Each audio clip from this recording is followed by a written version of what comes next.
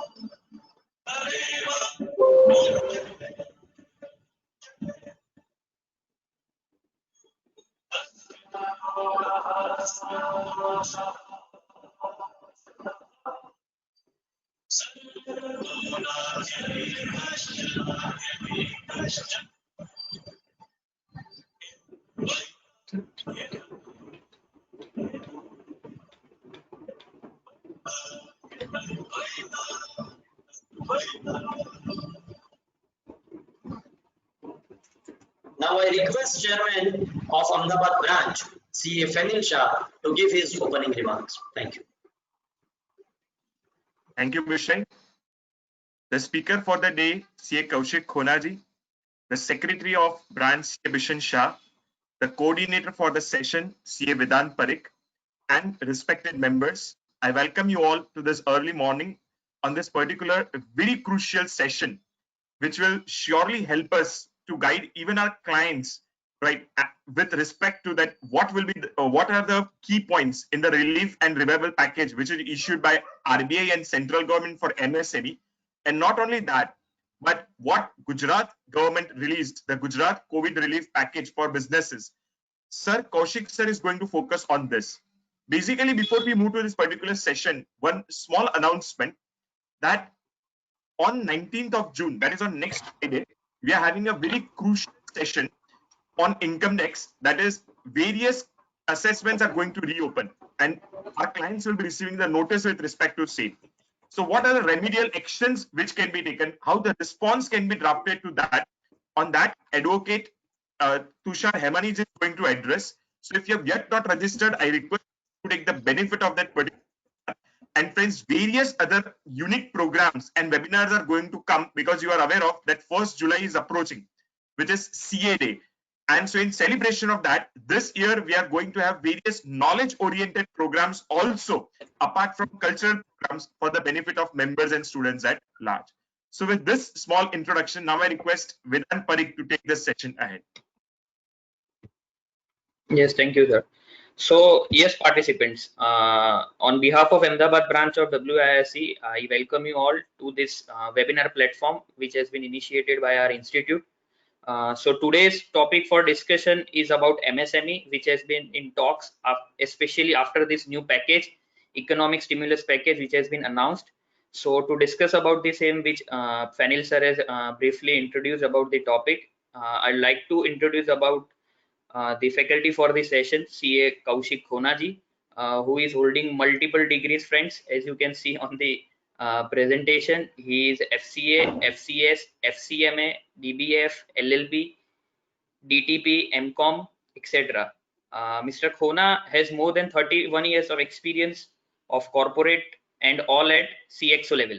He is now practicing since last 1 year and is partner with renowned CA firm Talati and Talati LLP. He is a fellow CA, CS, as I recently told. He is also a resolution professional and also an independent director. Talking about his professional experience, he has professional experience of more than 31 years and has also been part of management think tank. And since last more than 12 years, he has been known as turnaround man and has managed and headed business successfully as a CXO. He has been associated with various MNCs and big industries, including aviation. He was associated as domestic aviation venture at GoAir as its CEO.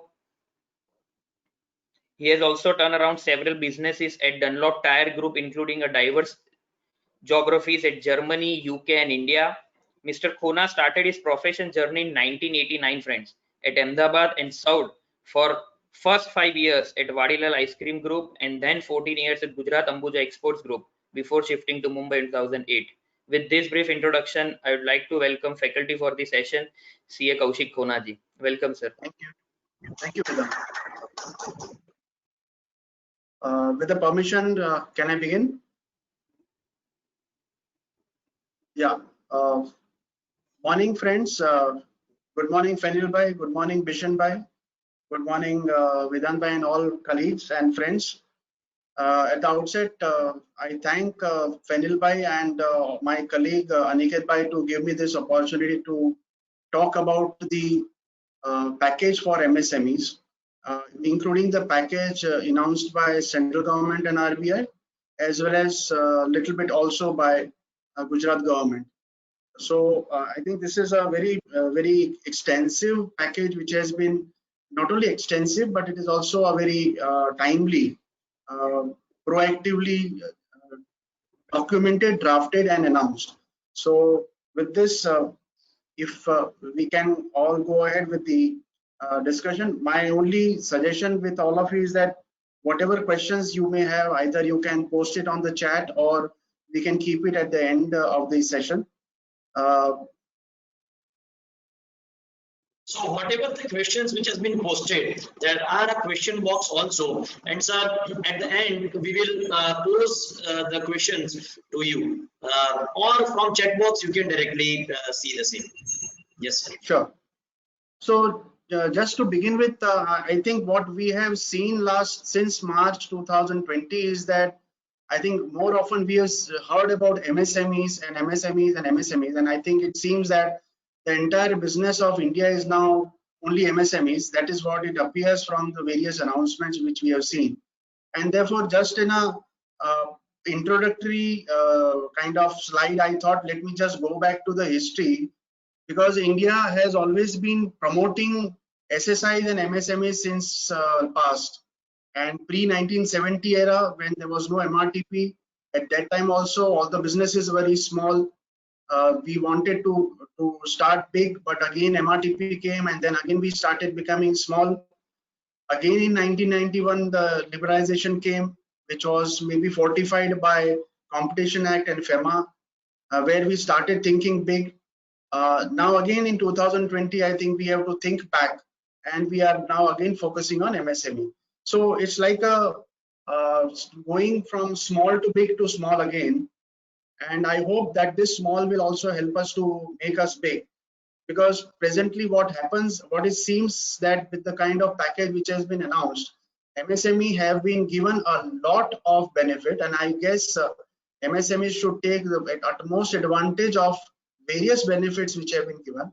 And I'm sure MSMEs can, with the kind of advantages, benefits, and the reliefs which have been given, they can really come back to normal and find out if they can fight even the large big multinational corporations. So, and since last maybe 1 year, 2 years, we have seen a lot of structural changes also have happened. This is just to give you a recap. Like in last year, when we started seeing sudden change in the tax rates, where Section 115 BAB was introduced for the new manufacturing companies to start from operations from 1st October 2019. Then a window was given to the existing companies also to shift to a lower rate of tax if the companies don't take the benefit of carry forward losses or MAT credit or even exemptions. Then they are also given a very low rate of tax, which is effectively 17.16%. Similarly, we saw change again in the kind of profit sharing, where the dividend distribution tax, which was there for last almost 17-18 years, has again been abolished, and we are back to taxing of dividend in the hands of recipient. Therefore, I think corollary was that the buyback of shares also would be part of the taxation as a dividend. We have also seen, which is I think a pleasant surprise, is that last more than 7 to 12 months, we have seen series of steps taken where the cost of fund has been coming down, and thankfully coming down. In fact, before 1 year, we were talking about the interest rate regimes of around 12 to 14%. and now we are talking of the normal interest rate regime of around 9 to 10%. And this obviously has to be backed up by the reduced cost of borrowing for the banks, and therefore the FD rates, which were in the range of around 7.5 to 8%, has also gone down. So those who are actually relying on the FD rates and FD interest savings for their living, I think they will be hit, but effectively the cost of funding for the industry has come down at least by 3 to 4%, which is, I think, a pleasant sign. We have also seen one major change which was initiated in 2016, made effective in 2017, whereby the IBC laws were enacted. They had been into force very strongly, although a little less of backup by way of the benches at that time. Fortunately, last 2 years had seen a lot of resolution of large cases, although few cases are still pending amongst the top, the first few cases which were mandated by RBI. But still, I would say to a large extent, the IBC did help to solve the problem of unlocking the value. However, with this COVID which has come, again the IBC has also been little tweaked, and whereby we see that maybe for some time IBC proceedings will be in the cold storage. Then we have seen a change of regime from VAT and service tax to GST, and I think now we have settled down. GST has been, even the finance minister has been trying to make GST more friendly day by day, maybe trying to improve upon the mistakes, and I think every day we are getting a new refined version. Some changes made yesterday also. So effectively we have seen many changes, and I would not obviously count for them because right now the topic is MSME. Now, just to kind of summarize what changes we have seen is we had a regime of high cost borrowings, high tax rates, and therefore supported with high turnover, to being Atmanirbhar. Since 13th May, our Honorable Prime Minister has been talking about being Atmanirbhar. And I think he is literally meaning that we have to be Atmanirbhar, not relying on anybody else, including the banks and the government, for our own self. So I think that's where once government has done its job to give all the package of incentives, reliefs, I believe the onus is on us as to how do we catch this opportunity, make ourselves Atmanirbhar, and then grow further. With this kind of introduction, I think you can see that the life and the business has come like a full circle. And now let me go back to the topic. We are, our focus is going to be MSME, and we are all aware that there has been a substantial attraction and attention to the MSMEs. One significant change which you all must have perhaps heard is the definition of MSME, which was enacted long back, has been finally changed by a notification on 1st of June, where it says that this new definition will be effective from 1st of July 2020, where summary of the changes that the investment limit of MSME has been revised upward. The criteria of turnover is also added, and the investment and the turnover criteria will be a combined condition. Earlier, when Honorable Finance Minister had given the speech while announcing, it seemed that maybe turnover was one more criteria. It did not seem that it was a combined criteria, but now it is very clear with the kind of wording that it is a combined criteria, that is a investment and turnover both are going to be combined, looked combined for arriving at the definition. Investment also is defined to cover only plant and machinery, thankfully, and equipment, so that we don't have to worry that all other assets. Before this, the definition was announced, we had little worry that whether the investment into land and building, plant and machinery, building, everything would be covered or what. But thankfully, it is only plant and machinery. This is just a chart to recap what changes for people who have missed out to see the changes earlier. We can see what has happened is that earlier there was definition was different for manufacturing entities and service entities. Now this difference has been first of all removed. The criteria of investment and criteria of turnover is for both both meaning the manufacturing companies or manufacturing enterprise and service enterprise. What we are seeing as in the screen is that the micro enterprise, which was earlier defined to have an investment of less than 25 lakhs, is now defined to have investment in plant and machinery of less than equal to 1 crore and turnover less than equal to 5 crore. Similarly, for small, it is earlier it was less than 5 crore, now it is double, so it is less than and equal to 10 crore, while the turnover ceiling is up to 50 crore, while the medium enterprise, where earlier investment in plant and machinery was up to 10 crores, now it is brought up to 50 crore and the turnover is thankfully raised to 250 crore from what was announced in the Atmanirbhar. At that time it was announced at 100 crore, then Mr. Gadkari had mentioned that we would go up to 200 crore, and when finally the notification came, it was notified at 250 crore.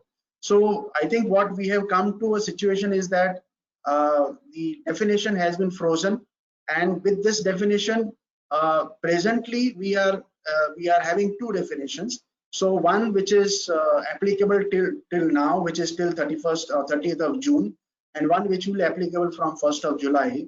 So those who feel that they are eligible now, they can take the benefit now, or maybe those who feel that they will be eligible only after the new definition is coming, because their plant and machinery is or investment in plant and machinery is already exceeding let's say the old limits, so then they can register themselves after 1st of July. So this I think is a pleasant change. I think the only aberration which I feel is that earlier when there was no turnover limit, the units, although they had qualified by way of investment criteria, there were some units which had the turnover more than 250 crore also. There will be slight difficulty, because with the cap of turnover at 250 crore, these units may be now not in the definition of MSME. So this small change which may affect few entities, but it's worth to see whether how many people are affected, and they should try to find out how to go about it. I think this definition is going to be a sea change for everyone for to ensure that we get ourselves into the new definition also. Now, in this definition, when it was notified on 1st of June, the notification did not talk what is plant and machinery, and therefore I tend to rely on the definition of plant and machinery which was notified by government in 2006. And I guess even I have been talking to some of my colleagues, and they also are of the view that the definition which was earlier notified for defining plant and machinery should also continue now, because the provisions of section 7 are the same, where they are referring to the investment criteria. Now there, if you all perhaps are aware, there were some items which were excluded from the calculation of the gross block of plant and machinery. Mind you, when we talk about plant and machinery, it is a gross block, not the WDV, and gross block as on, let's say, 31st March 2020. Now, what are excluded? I've just listed them. I will just maybe elaborate. Equipments such as tools, jigs, dies, etc. Installation cost of plant and machinery, research and development equipment, and more importantly, pollution control equipment. Now, in our case, in our client's case, many times pollution control investments are huge, which may have costed them to get out of the definition of the investment, but they are not to be included for the purpose of calculation of the ceiling of 50 crore or 10 crore of that amount. Similarly, power generation set is also excluded. An extra transformer installed by the enterprise as per regulation of the state electricity board. Here also, I think so. Mainly, what we are seeing is the utilities which we normally count. One is the pollution control. Second is a power generation set. Point number 5 is small amounts like bank charges, service charges paid to National Small Industry Corporation or any state small industry corporation. Similarly, procurement or installation of this is again going to be a point of counting where there are process control kind of industries where so much of cost is incurred for such kind of installations of cable, wiring, etc. This is excluding those installation of cable which are on the individual machine. This is generic utilities kind of. Gas producer plants are excluded. Transportation charges other than the sales tax, VAT or excise are excluded. Similarly, charges paid for technical know-how for erection of plant and machinery. This is not the technical know-how charges which we know. It is only for the erection of plant and machinery. Storage tanks which store raw material and finished products and which are not linked to the manufacturing process, and firefighting equipments. These are the exclusion from the definition of plant and machinery. But what is included again in the same notification in 2006, they have said that it is the original price, which I said is the gross block, whether it is the new one or the second-hand one. The import duty is included, the shipping charges are included, custom clearance charges are included, sales tax or VAT at that time prevalent. Now it will be GST. They are included in the definition of plant and machinery. With this, I think is going to be the first criteria for every one of us to check on the eligibility of our clients, if at all they are eligible as per the new definition, or they are eligible as per the old definition if not already applied. Now I have recently, once these announcements have been made, I have got some colleagues and I have got some clients who are still eligible as MSME in the old definition also, but they have not applied for MSME registration. Maybe they thought that they are not eligible, but therefore for the benefit of all, there is a process of MSME registration which is also narrated over here. What is important to note is in this in the provisions of the MSME Act, only those enterprise which are medium enterprise which are into manufacturing as per the section 8 are liable to get themselves registered. Others have option to get them registered. However, for the benefit of the clients, we should ensure that they get registered, because once you get registered, you get the Udyog Aadhaar, which is kind of, I mean, it's very important if you want to get a lot of benefits which have been announced. So I think MSME registration is the first step. It is a very simple process, although little some documents, some steps are involved, but it is on the portal. You don't have to do much of kind of lot of labor work. You don't have to scan a lot of pages. It is only on the application on the portal. Like it is a one-page simple registration form, which can be done on this the given stated udyogaadhaar.gov.in website. The features are that it can be done on the self-declaration basis, no documentation required, and no fee is also required for filing. And it is normally easily approachable through Aadhaar number. And there is also a possibility that if you don't have Aadhaar, then also you can file the MSME registration. This is just a screenshot. It is small font, so I don't think you will be able to read much, but it is a screenshot which if you open the website of udyogaadhaar.gov.in, you will see the first page where these screen will appear. The steps are that you have to visit this website, validate your Aadhaar and you get an OTP. So you validate that. If you don't have Aadhaar, you have alternate procedure of PAN card, etc. Then you fill the form. Filling the form, you have few details to be entered. By social category means are you OBC, SC, ST, the kind of social category. If you are general, you can mention accordingly.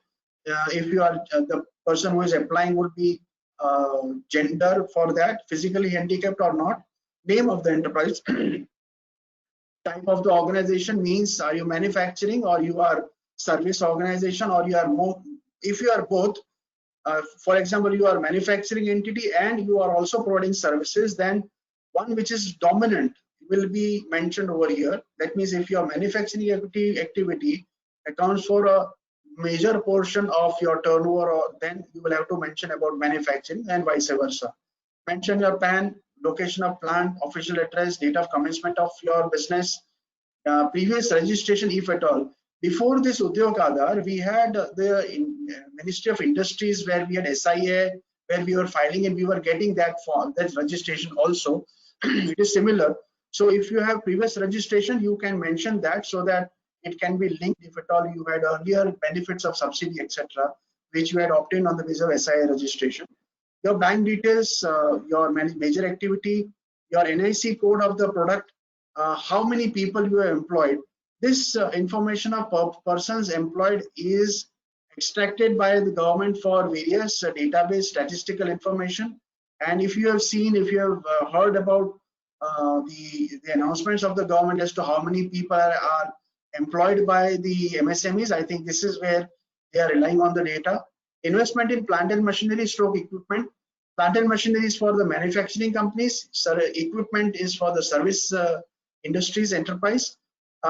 District industry center, which DIC you fall in, and then you have to submit. So this is I think a simple process. Recently, some of the clients have already done on their own, and they have been able to get the Udyog Aadhar immediately without any further delay. So I think registration process is simple, and for us also we should understand, so that if at all we are going to advise our clients to get the MSME benefits, which I think after this presentation you will find that there are many benefits, and therefore maybe as a practicing chartered accountant, you may like your clients to avail about those benefits, and maybe you will restructure their structures of entities accordingly. So first of all, I will just scroll through. I'm not going to go deeper into the benefits of MSME registration, because we perhaps know that what are the benefits. However, just for the sake of recap,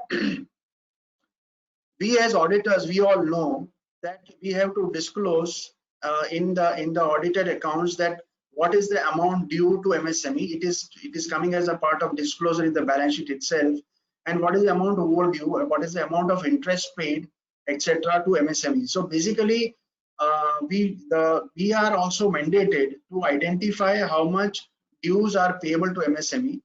Typically, MSMEs have to be given a preference for payment. As per the MSMED Act, the MSMEs have to be paid within 45 days from the date of supply. And if you don't pay within 45 days, you have to pay interest, which is substantially high. It runs into somewhere around 22, 23, 24%. And again, it is compounded monthly. So practically, MSMEs are given a preferential treatment for not only receiving payment, but also to ensure that they are paid along with interest. This is a part of statutory announcement, and therefore interest also accrues statutorily. As we all know, financial statements of the buyer has to disclose the above details. In case of dispute, MSME have recourse to conciliation, arbitration for faster resolution for their dispute, and they can enforce that through the tribunal also. MSMEs, we all know, even prior to the March 2020, before these announcements were made, MSME were given preferential financing. They were given cheaper finance. They have been given preference in government tenders, and to some extent they have also got waivers for the earnest money deposit, which they have to deposit for getting contracts. They are getting some benefits like reimbursement of expenses, etc., which we'll look into when we go into the schemes. Then they get some refund, some reimbursement of and subsidy in the NSIC registration and credit rating fees. They also are allowed to participate in the government purchase registration. So MSMEs have been given preference since last 20 years plus. It's not something new, but what I think government has done now is given a comprehensive package for MSMEs to come back to normal, because now the government is I think it is of the feeling that MSMEs will have to fight the large corporations, and for that they need that kind of muscle power. The schemes or the benefits which are available to MSMEs, this is already available in the MSME website. I'm only listing them on the screen. I don't think all the schemes are given on the website, and they will have to be ensured. You will have to ensure which scheme is available to what client. But lot of benefits and schemes are available, including schemes in Gujarat, where the MSMEs are getting some benefits. In some cases, the benefits are in the range of 1 crore by way of subsidy, etc., for capital, etc. So I think this is the list. I am not going to go through each individual scheme which has been already posted on the MSME website. Some scheme benefits are from Prime Minister Employment Generation Program. Some are for development of Khadi village and coir industry. Some are under the Coir Vikas Yojana. Some are on technology upgradation, quality certification. This is also widely used by MSME, to my knowledge, where they get a benefit of reimbursement of the cost for ISO registration, for the zero tolerance, zero defect scheme, and all those kind of subsidy scheme also for the technology upgradation, including for textiles, including for other kind of industries. So I think this is worth going into. They are also given preference and reimbursement for registration of IPR and including the patents, trademarks, etc. Designs also. There are certain marketing promotion scheme. There are some entrepreneurship and skill development program where incubator related costs are also reimbursed. Infrastructure development program benefits are also given. So these are some list of the benefits subsidies which are available on the website. These are some of the benefits which are not listed separately, but I would just narrate them for the benefit of the viewers. One is, and these are some of them which are relatively widely used irrespective of the kind of industry in which the MSME is there. One is the financial support to adopt to zero defect, zero effect manufacturing, where financial assistance is given by way of reimbursement of any kind of national and international standard. This is a scheme which is also supported by state government, which Gujarat government also has this subsidy scheme. We have another subsidy scheme where lean manufacturing techniques through intervention in cluster. That means where you have a minimum cluster of 4, maximum of 10 MSMEs are working together for getting a kind of leaner structure, and financial assistance up to rupees 36 lakh per cluster up to 10 MSME with a minimum of 4 is given, whereby their effort is to increase their competitiveness. Design scheme is there where MSMEs are given not only subsidy for engaging the design consultant and design intervention, even the students are given kind of the support to the extent of 1.5 lakh for that project of design scheme. As I said earlier, IPR financial assistance up to 1 crore is given for filing IP and legal costs. We all know that the normal legal cost for filing IP is little higher, more particularly not in India but abroad, where you may have a lot of objections and therefore you may have legal counsel to apply for that. Practicing chartered accountants can also do that. This is a good area where schemes are available to give the subsidy and also the benefits, as already mentioned in the slide. One very peculiar benefit which is given is the entrepreneur and managerial development through incubator, where financial support is given to nurture ideas.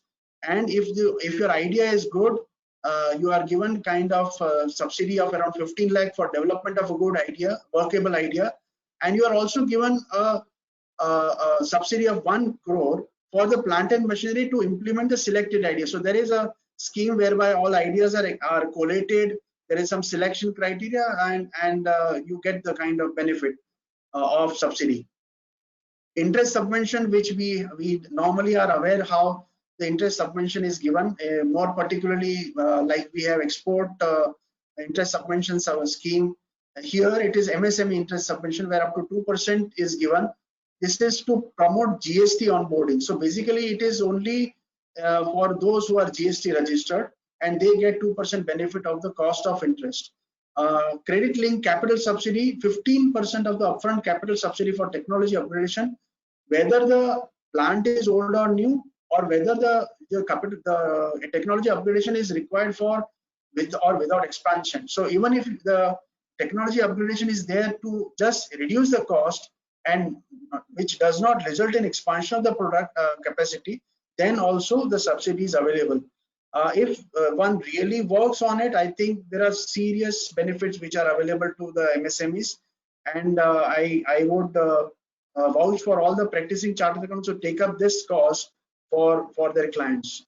Coming down to now relief, which has been recently announced, and therefore what recent is, I'm just highlighting the period from 24th March to 5th June, and I'm also extended in one slide up to 12th June, which is yesterday.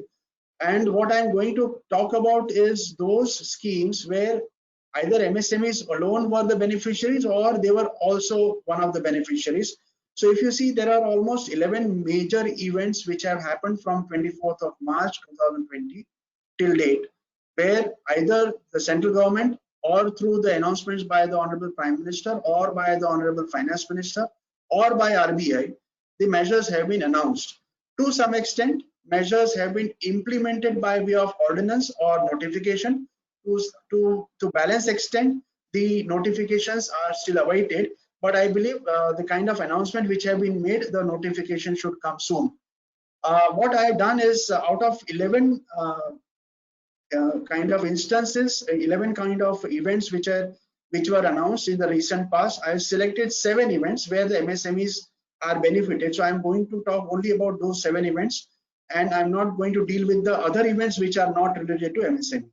So even in fact, we had a good amount of expansion of business ideas or new business ideas for clients when Atmanirbhar 4 was announced. Really good, I think, policy statements were made in Atmanirbhar 4, but I'm not going to talk about it now because it is MSME.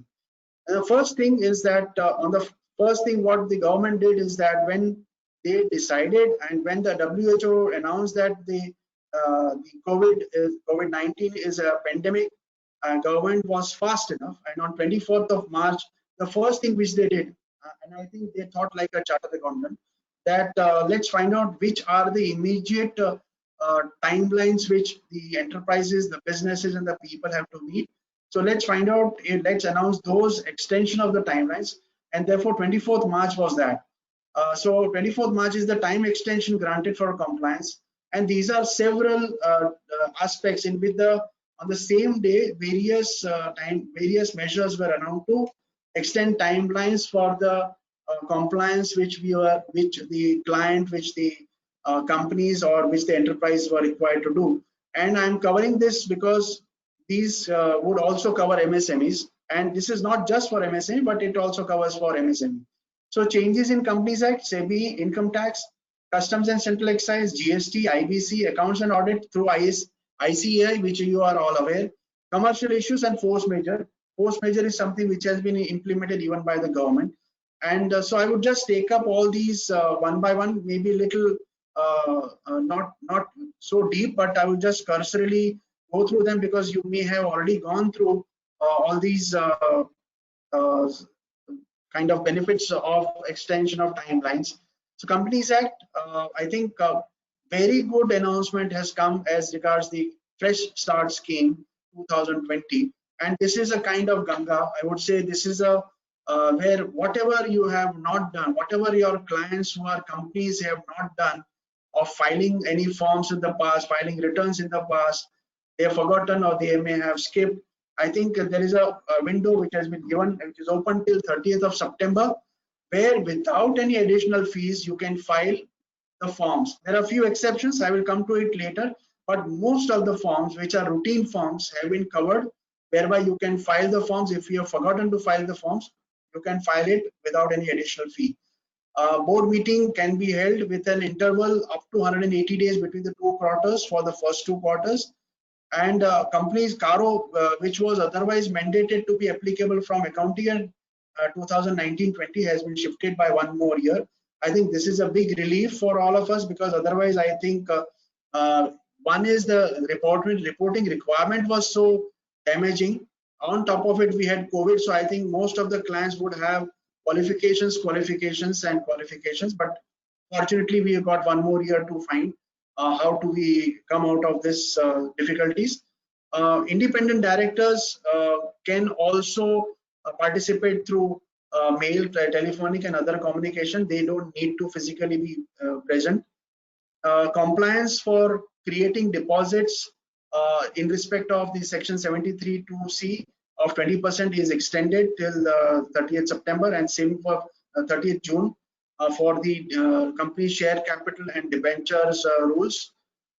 Declaration of commencement of business, which was required under section 10A, more 180 days is allowed.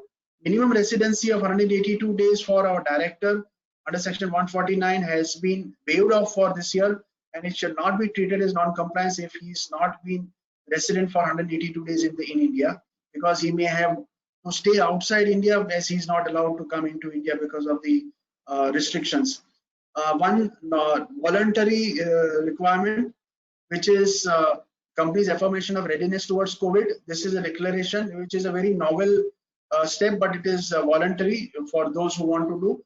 Also, it has been announced that all the expenditure which are done for COVID-19 is a CSR activity, including the contribution to PM Cares is also COVID activity.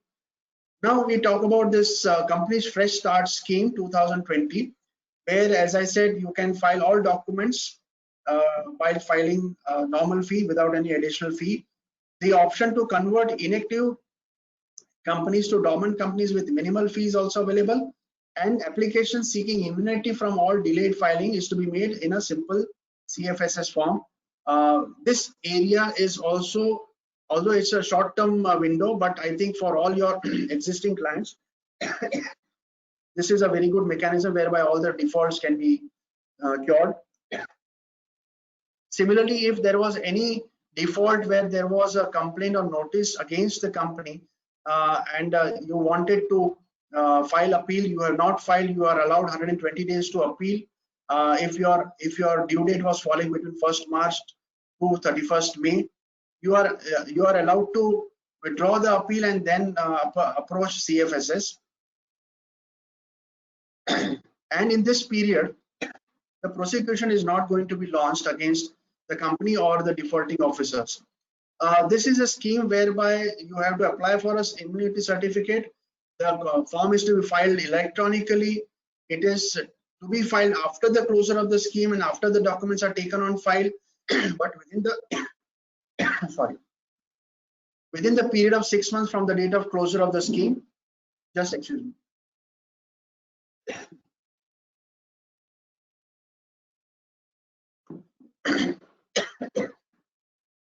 And thereafter, the immunity scheme certificate will be issued.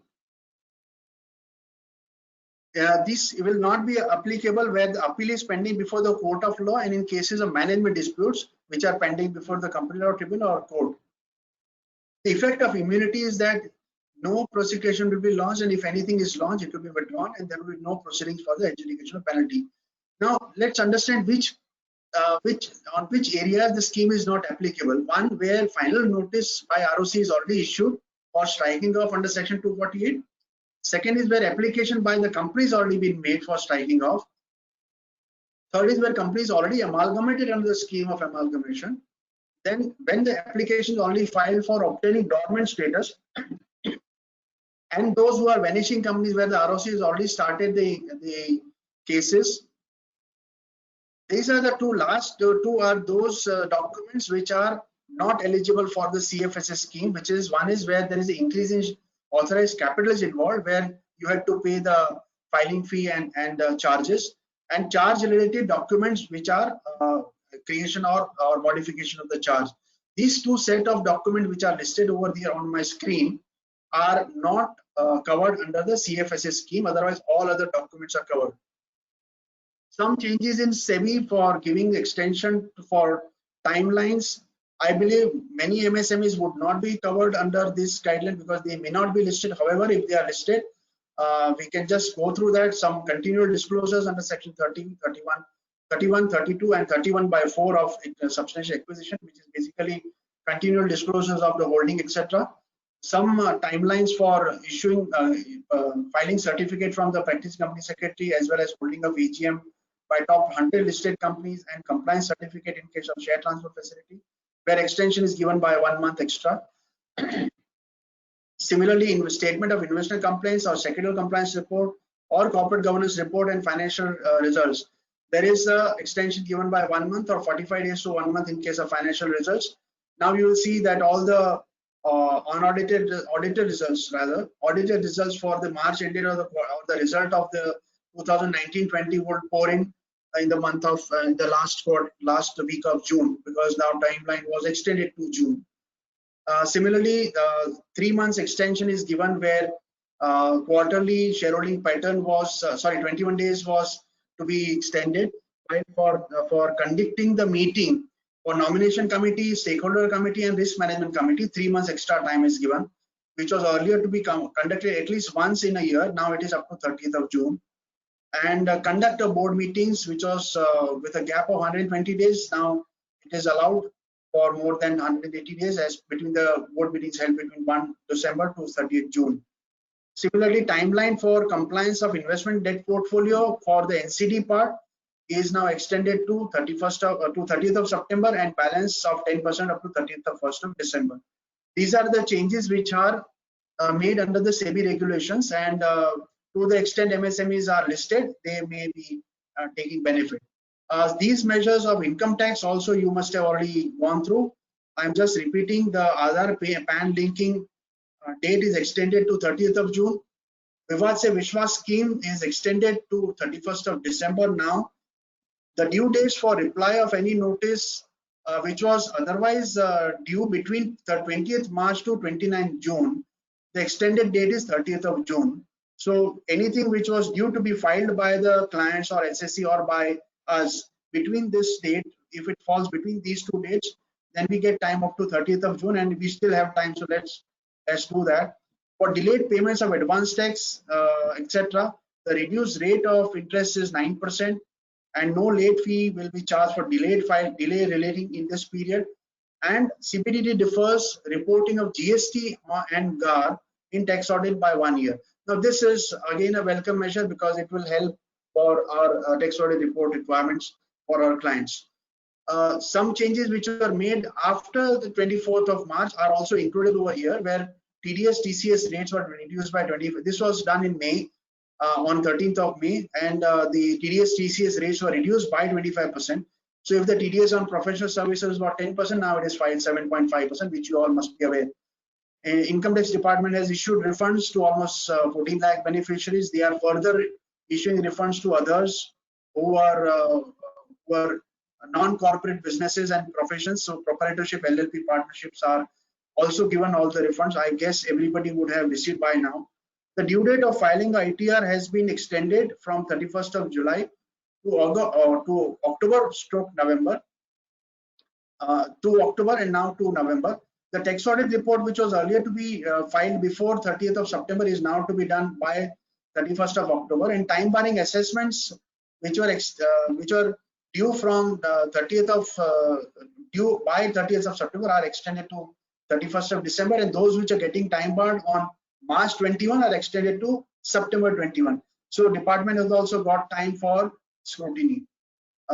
Changes in customs and central excise, although now customs and central excise is more particularly central excise is sparsely applicable, but there was the announcement of Sabka Vishwas scheme, which was valid till the 31st of March. That was extended till 30th of June as per 24th March, and as of now I have not heard further extension till 31st of December, as we have seen in the Sabka Saath Sabka Vishwas scheme in the income tax. Here no interest would be levied irrespective of the amount involved, same way till 30th of June. Customs clearance would be operating 24/7, and same thing which was given in income tax, that wherever the due dates of reply or compliance was falling between 20th of March to 29th of June, they are now extended to 30th of June. Changes in CST. Last date for March, April, May returns were staggered, was extended to 30th of June, and thereafter further staggered to 6th of July. Different staggering dates will apply, but all will end by 30th of June or 6th of July.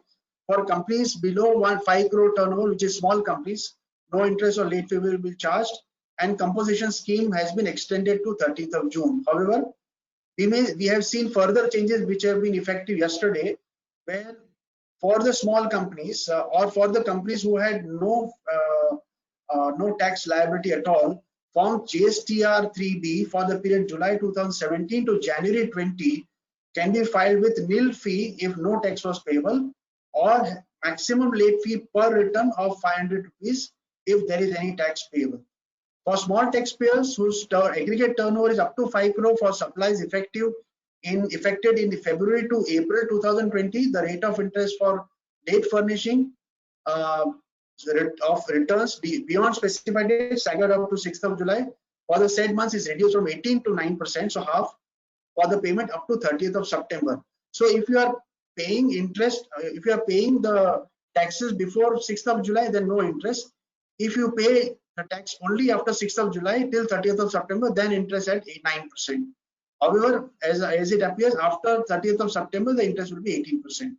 Similarly, if you are talking about those who have aggregating turnover is less than 5 crore, for the May to July, the relief of waiver of late fees and interest if the GSTR 3B are furnished before 30th of September, where there is no late fee or interest payable. Facility to restore the cancel registration for cancellations done till yesterday. They are available now till 30th of September. These are the announcements which were made on the GST committee resolutions yesterday announced.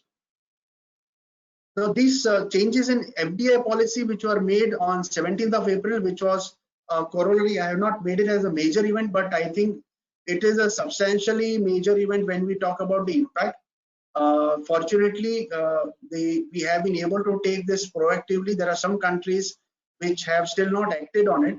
So what was the issue is that when you must have heard that there was a news item where HDFC Bank shareholding by the Bank of China increased to 1%, although they had earlier held 0.5%, so it was increased by 0.5%. But it made a news item, and I think it created little worry that now our institutions also will be held by China.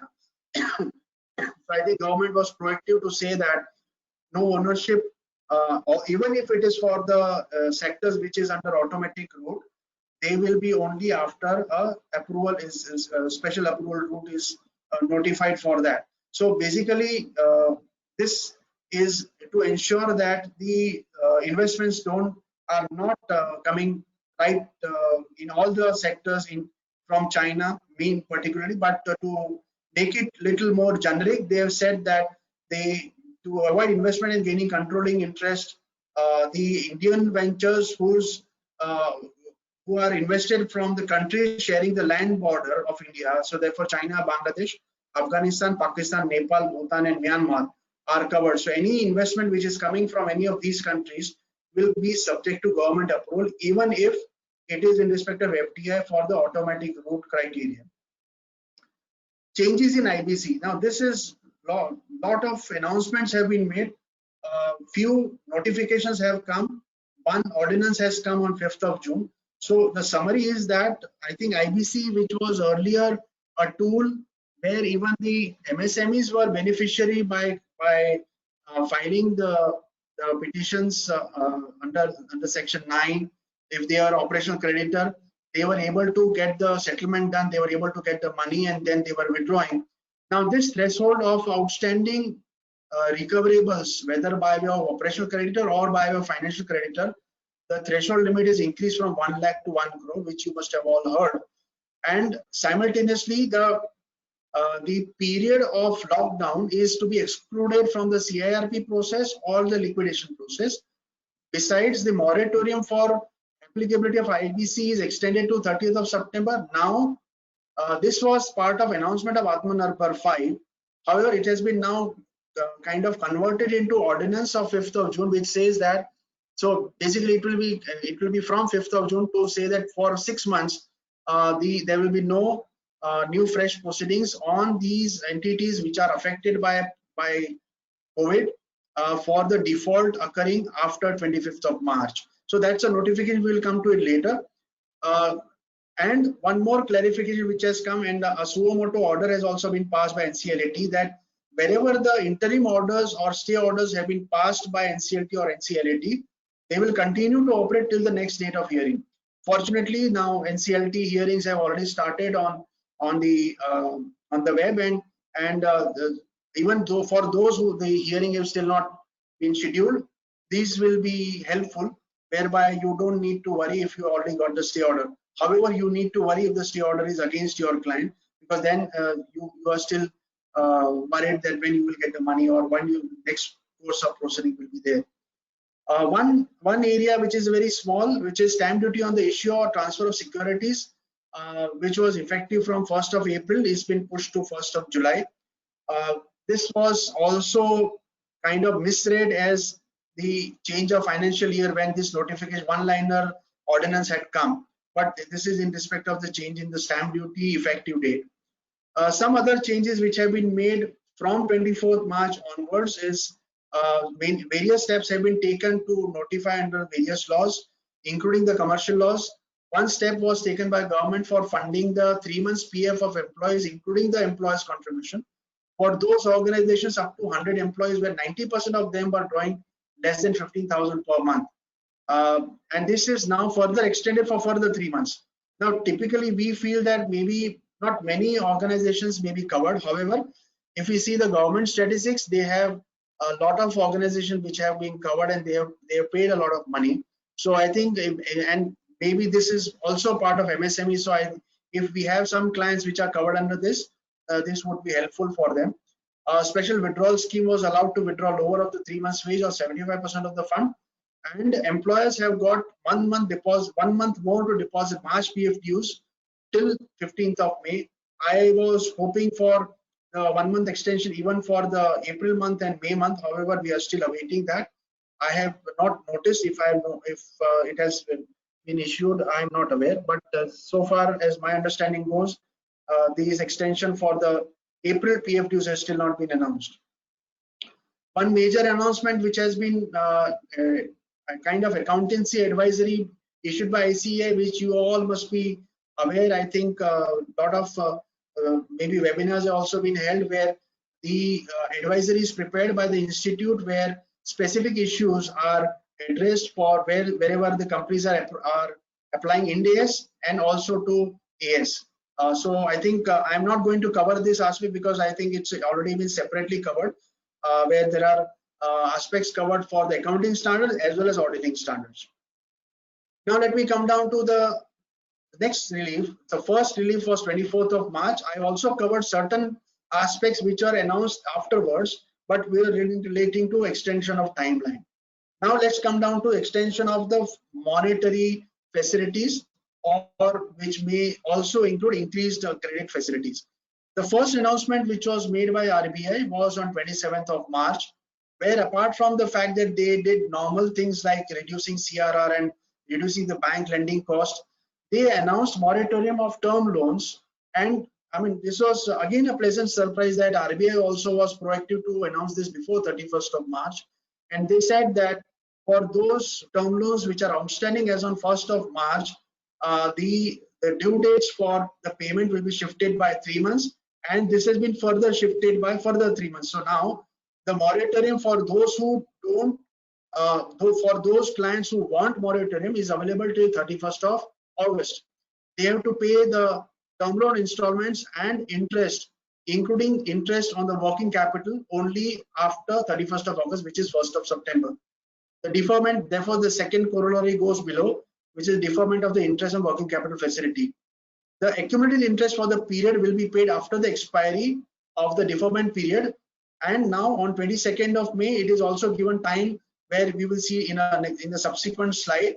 So the deferment is available for the payment of the accumulated interest.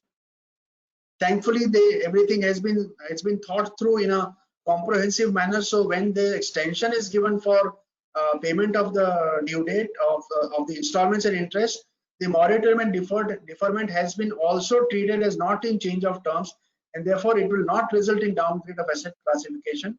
And in the same RBI press release, they have also advised the credit information companies to not to take these aspects of moratorium and deferment as affecting the credit history of the client. So I think all these things have worked cohesively. Some announcement which have been further fine-tuned thereafter was that a time period to bring in proceeds, which were earlier 9 months, was extended to 12 months, and then now it is extended to 15 months. Any standard overdues which are not NPA as on 1st of March will not be downgraded till 31st of May, and now till 31st of August. Basically, there is no downgrade. The only challenge for the banks is that those who are SMA 2 and they were downgraded, they have not been downgraded. There is additional provision which instead of 10%, they are now making 20%. And this additional provision is also fungible. So it's not a one-time loss. It's only one-time provision which has been thereafter able to be recouped by the banks. One good thing also which has been thought through at that time, and you would be surprised that the first bank, which was SBI, to come out with the COVID scheme, it came out with the COVID scheme on 20th of March, 20, much before RBI announced. where they had announced the COVID-19 urgent emergency scheme. There they have also helped to ease the working capital norms. In the sense, if presently the working capital norms suggest that your margin is, let's say, 25% on raw material and debtors, you can also ask for a reduction of margin. So your margin can go down from 25%, can go down to 10%, 20%, depending upon how you are representing and what's your kind of bank stake. But that is one. Second is, even for the debtors aging, like earlier, suppose your sanction allowed debtors up to 90 days from 120 days, you can ask for that increase in the aging of the eligible debtors to count for the drawing power in case of the cash credit facilities. So this is something which is also to be ensured, and all these benefits we should ensure that the MSME, our clients, get it. This is something which I am only mentioning what banks have already taken action, and we have seen that that banks have started providing additional. Okay, this is one additional advisory given by RBI to all the banks, and all the PSU banks have implemented, where they have provided additional 10% fund-based working capital to the existing clients for the cash credit, which is working capital, fund-based working capital facility. So it includes the cash credit and the OD. So if my client has a CC of, let's say, 5 crore, now here there is no cap of 25 crore or whatever. So if my client has a CC of 25 crore and OD of 5 crore, so in all he has a fund-based facility of 30 crore. Even if his utilization is 20 crore, he can get additional 10% on 30 crore as 3 crore additional working capital facility. So this is, banks has already been sanctioning, and people have got the money. So this is something which is bank has already acted upon, and bank has not asked for any additional collateral in doing so. And they also allowed the relaxation of the working capital margin, which I already told you earlier, subject to the client applying for the same. So if we want additional relaxation of working capital margin, the client will have to apply that we need, instead of 25% margin, we need 20% margin or whatever. One more relaxation which was allowed was on the financial services, which is only extended till 31st of May. I have not seen any notification extending further, where the debit card holders were allowed to withdraw cash free from any other bank's ATM for 3 months. And there was a waiver for minimum balance fee and reduced bank charges for digital trade transaction for all trade finance consumers. I guess it should have been extended, but I have not seen any announcement. I would be glad to receive that. So this was the second set of measures, which was followed up by RBI based on announcements made by the Honorable Prime Minister and the Finance Minister. Now we come down to a very corollary point. When RBI announced measures for the normal borrowers, I think the one class of borrowers which remained to be addressed was NBFC and housing finance companies and MFIs, which is the small financial institutions. They were thereafter covered by announcement of 17th of April, where the government has announced a launch of another 30,000 crore credits, a special liquidity scheme, where the NBFCs would be given the kind of loans for onward loans to MSME. However, it may not be only to MSME, but when the announcements were made, it was projected as if that it is to benefit MSME, and therefore I have taken this as a slide to also benefit MSME. Similarly, additional 45,000 partial credit guarantee scheme was given, where it was an additional generation of liquidity was expected, where the government is going to bear a loss of first 20% in case of default. So government has covered for 9,000 crore worth of its share in the announcement which they have been made. So this basically, this NBFC and recipients will also be able to give onward loans to MSME, and we have seen that NBFCs have also been selectively, not all NBFCs have given, but NBFCs have also been giving selectively COVID loans to the borrowers. Now comes the major 5-day announcement, which you must have all heard, starting from 13th of May. It was called as Atmanirbhar package. Preceding this 13th May, on 12th of May, the Honorable Prime Minister had given a small announcement where he had said that I'm going to make a 20 lakh crore package, which will be announced over a period of time, and therefore it was announced from 13th of May. I'm going to focus here only on those announcements which are in relation to MSME. This, first of all, this is a very big announcement. I think all MSMEs should take benefit if at all they are eligible. One is the collateral free loan worth 3 lakh crore. Now 3 lakh crore is basically the accumulated loans across India for borrowings by all MSMEs. What has been said is that emergency credit line to businesses are available mainly, obviously only to MSMEs and NBFCs up to 20% of the total outstanding, fund-based outstanding. And it is eligible, who are eligible? Only those who have borrowers up to 25 crore outstanding on 29th of February, and those who had turnover of 100 crores in 2019-20. What they will be given? They will be given a loan of a tenure of 4 years with a moratorium of 12 months. So your prepayment starts only from 13th month, and what you are given is 20% of your outstanding. So if your outstanding is, let's say, 24.9 crore, you get 4.95 crore as additional loan of 4 years. Banks don't have to worry because it's fully collaterally credit guaranteed, and therefore they are giving at the bank interest plus 1% spread, as per my understanding, where I have seen in two banks case where effective cost comes to around 7.6% to 7.65% for the borrower. So it is a very good scheme where the cost of funds is cheaper, and it's a 4-year loan, and it is actually 20% of the amount of the existing outstanding on 29th of February. Idea is that all our clients should approach faster, because the catch is that the loans will be given till 3 lakh crore is finished. If 3 lakh crore is finished, then maybe your client may not get it. I don't know whether 3 lakh crore will be used up when or faster, but let's understand that we should be little fast and applying for the scheme, although the scheme ends by 31st of October. This is coming as a pre-sanctioned loan from the banks. No guarantee fee is asked, no fresh collateral is asked. So it is a fresh money coming without any kind of effort. You don't even have to apply. So update, as I said, I have seen where banks have started issuing pre-sanctioned loans which are eligible as per the bank's data, and then the borrowers are then asked to accept and confirm the fulfillment criteria. Because if, as per the bank's data, they are eligible, they are saying that you please confirm that you are eligible. Banks are also committing to disburse the loan within 4 to 5 days from the acceptance and fulfillment of the sanction condition. So I think this is a very quick purpose loan which has been processed by the PSU banks. Now, what we have also seen that this is basically by those entities who had debt of more than 25 crores and turnover more than 100 crores, as per the records of the bank. Say, for example, they know as per the balance sheet available on 31st March 2019 that your debt was more than 25 crore on that date, and your turnover was more than 100 crore in last year, then they may not issue pre-sanctioned loans to you, and therefore the borrower will have to apply, if at all he is eligible, by making a fresh application to say to the bank that, hey, I am eligible.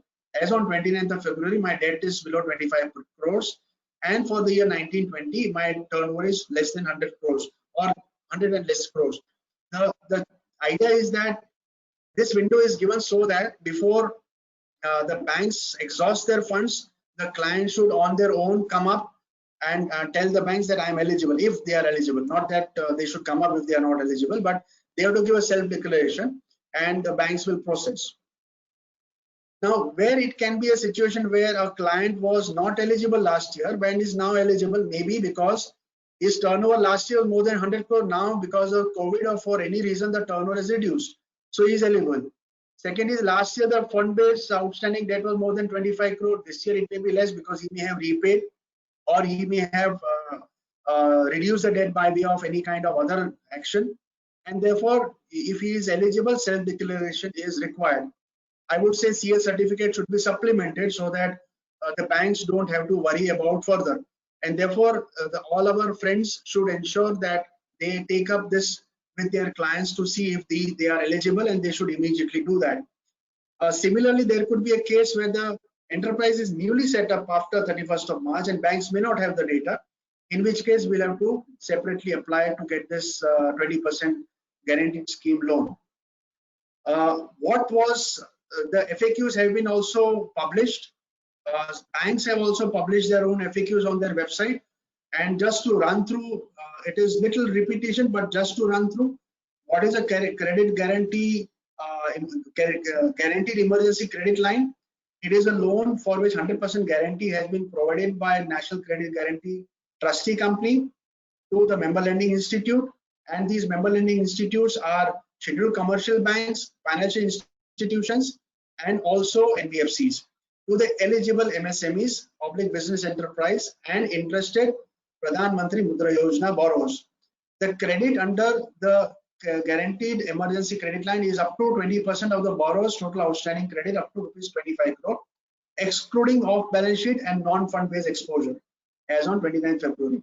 So if we have fund based exposure of 25 crores and non-fund based exposure over and above that, then also we are eligible. So if you have LC limit, if you have guarantee limit, and if you have these guarantees or LC are beyond 25 crore, then also you will be eligible to get 20%. The objective of the scheme is to get the MSME back to normal immediately, because they need fund right now because of the loss of business of last 3 months or 4 months and its impact thereafter also. So therefore, I think government has been very proactive to give this money, and that too at a low cost. I mean, it is lower than your existing sanction cost. It could be possible that the present MSME is presently enjoying a loan at, let's say, 9.5%, 10%, 11%, but he will be granted this 20% loan at a lower rate, which I said is indicative in the range of around 7.5 to 8%, which is not bad considering Indian scenario. We are not in foreign, so we can't expect 2%, 4% loan, but I think 8%, 7.5% loan is good. What is the scheme? The scheme is providing 100% guarantee so that the business enterprise are getting the loans. What is more relevant for us is what is the duration of the scheme? The scheme is the duration is from May 23rd to 31st October, or till an amount of 3 lakh crore is sanctioned, whichever is earlier. That's why I said let's be fast if at all our client is eligible. What would be the guarantee coverage? It is 100%. So I think banks are not worried. They are giving this sanction and they are giving the disbursement also. The eligibility criteria I have already mentioned. It is okay. Some questions which can be there. The scheme is valid only for existing customer. If you are a new customer who has got a sanction after 29th February, he will not be eligible. Borrower should be not having SMA2 or NPA classification, and then only if he is regular or SMA0 or SMA1 as on 29th February, he is eligible. He should be registered, GST registered wherever registration is necessary. So if there is a item where GST is exempt, then maybe he is not registered, then we have to clarify, but otherwise he has to be GST registered. Secondly, if there is a MSME which is proprietary and the MSME is having a loan as a business loan of, let's say, 20 crore, and the proprietor also has, let's say, a housing loan of 5 crore, whether he will be eligible for that 20% on 5 crore? The answer is no. Loans provided in individual capacity will not be covered under the scheme. So I think questions are also reasonably answered. Whatever future questions which can emerge, they have been answered in the FAQs. Now, this is, I think, one of the biggest benefit of this scheme, of the recent schemes which have been announced. And all the MSMEs, if they are non-NPA, non-stressed, they should be taking benefit if at all they are covered because of the eligibility criteria. The second major benefit which is announced is in respect of the stressed MSME. So while first announcement was in respect to the regular SMA0, SMA1 client, this is in respect of SMA2 on NPA. And the idea is that I think it was very rightly thought that not all MSME may be regular. So if they are stressed and if they have an ability to come back to normal, so it is the functioning SME. So it's not something which is NPA and dead and not working. It is only those which are working, which are capable of working by giving the infusion of the fund. What is the scheme? The scheme is that the MSMEs not directly, maybe by through a promoter loan, will be given a additional subordinate debt. Subordinate debt means where it's not a charge, it's a kind of unsecured loan, or maybe a subsequent charge, but it is a subordinate debt. So what is the scheme is that government is going to provide 20,000 crore as subordinate debt for all functioning MSME which are either NPA or SMA2, and it will support by way of the 4,000 crore to the CGT MSC, which is the fund for the central government guaranteed fund for the micro and small enterprise. It is also going to provide partial guarantee support to the bank. So basically, promoters of how it will work is promoters of the MSME will be given debt by the banks, which will then be infused by the promoter as equity. What is the idea? Idea is that the MSMEs which are stressed, if they are given little support, if they are able to come back to normal, then the government is willing to help. And here, what is the total? What is the total support? Is basically up to 75 lakhs, or 15% of the promoter contribution is being provided as by way of an infusion into the MSME by way of equity.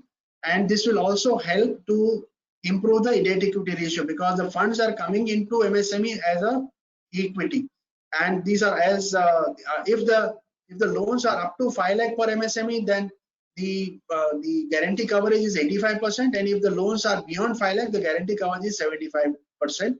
And this is the kind of help which will help for the stressed MSME, which is also, I think, a new concept. We have been talking about the bad loan bank, but this is something which is not a bad loan bank. It is basically trying to help those who are sitting on the fence, who have been stressed and they don't have any support. And I think if there are genuine MSMEs who are stressed and who can come back to normal, I think this is a very good step. Third issue, where another way of indirect funding is where fund of fund is created by equity infusion of 50,000 crore in MSME with a viable business options, and for which the government will provide corpus of 10,000 crores. Now, on the basis of the 10,000 crores, government is going to invite maybe some financial institutions, some high net worth individuals, some mutual funds, and they will create a corpus of 50,000 crores or more, which are called mother kind of 10,000 crores is a mother fund, and then the 50,000 crore is a daughter fund level, and from that daughter fund level, the MSMEs will be identified and they will be funded to encourage them to get them listed on the main board stock exchange. So how it's going to work is government is going to support the private equity or the VC by investing into viable MSMEs. The fund of fund aims to obtain private funding leverage, as I said, through HNI investors, financial institutions, investors, bankers also, to invest into the MSME. And the process is the mother fund will be created, whereby government would be the promoter investor, and the mother fund will invest into daughter funds who will deploy the investment into targeted MSME. So again, there will be a kind of criteria by which they will be identified, and those who have a better kind of eligibility norms to come back, turn around, they will be provided support. This is one more novel approach, I think, laudable, and if it works, still I think it's still to see the day, but light of the day. But I think whenever it will come back, whenever it will come into the being, I think it should work well. One more announcement which was made on this Atmanirbhar 1 was government procurement up to 200 crore. The global tender route will not be made compulsory. It will not be made at all, and it will be available to the small units. So MSME will get additional opportunity to vie for this government procurement of for the orders which are up to 200 crores, and it will be a good opportunity. One more announcement which is logical, which should have been made, although I don't think government should take credit about it, but Government of India and CPSE, that is all public sector, central public sector enterprise, will clear MSME dues within 45 days, which is anyways mandatory, but they have said that they will do. Announcement is also made that because of the COVID, there will be difficulty in physical participation of the trade fairs and exhibitions, so there will be e-market linkage available to the MSMEs. And this seventh point is basically a corollary which may not be directly affecting or directly benefiting MSME, but obviously when we talk about reduction in the TDS by 25%, if the investment of money is happening in TDS because of the income deducted by the client, to some extent the credit and the liquidity is available to the MSME directly, so that the TDS blockage of amount is less. Although there is another way where you can go for a low TDS certificate or no TDS certificate, but I think this is mandatory for all. So from 14th of May, any payments made which attract TDS or TCS, their rate are reduced by 25%. Example, if it was 10%, it is now 7.5%. This is something which is an old platform, but I think MSMEs are not many MSMEs, even which I have interacted, are aware about this platform.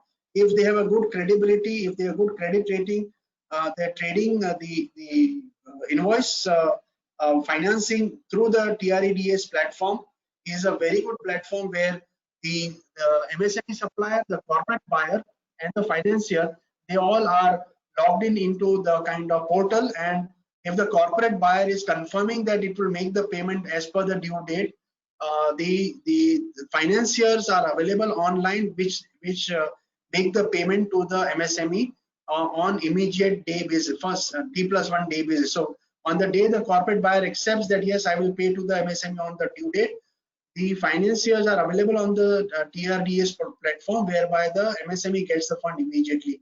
This platform is old. It is only I'm repeating so that when we are talking to MSME, if at all MSME is not following this practice, maybe this can also be provided as additional information to them. Next platform which was given was Atmanirbhar 5. As I said, Atmanirbhar 2 and 3 and 4 are not directly linked to MSME, therefore I'm not discussing on that. This was the last in package of Atmanirbhar, which was on 17th of May, where some announcements which are partially applicable to MSME, which I am dealing with. It mentioned about the IBC proceeding, where it said that the threshold limit is increased to 1 crore. That was an announcement. It is effective through ordinance. It also said that for the MSME, will provide for a special framework under section 240A of the IBC code.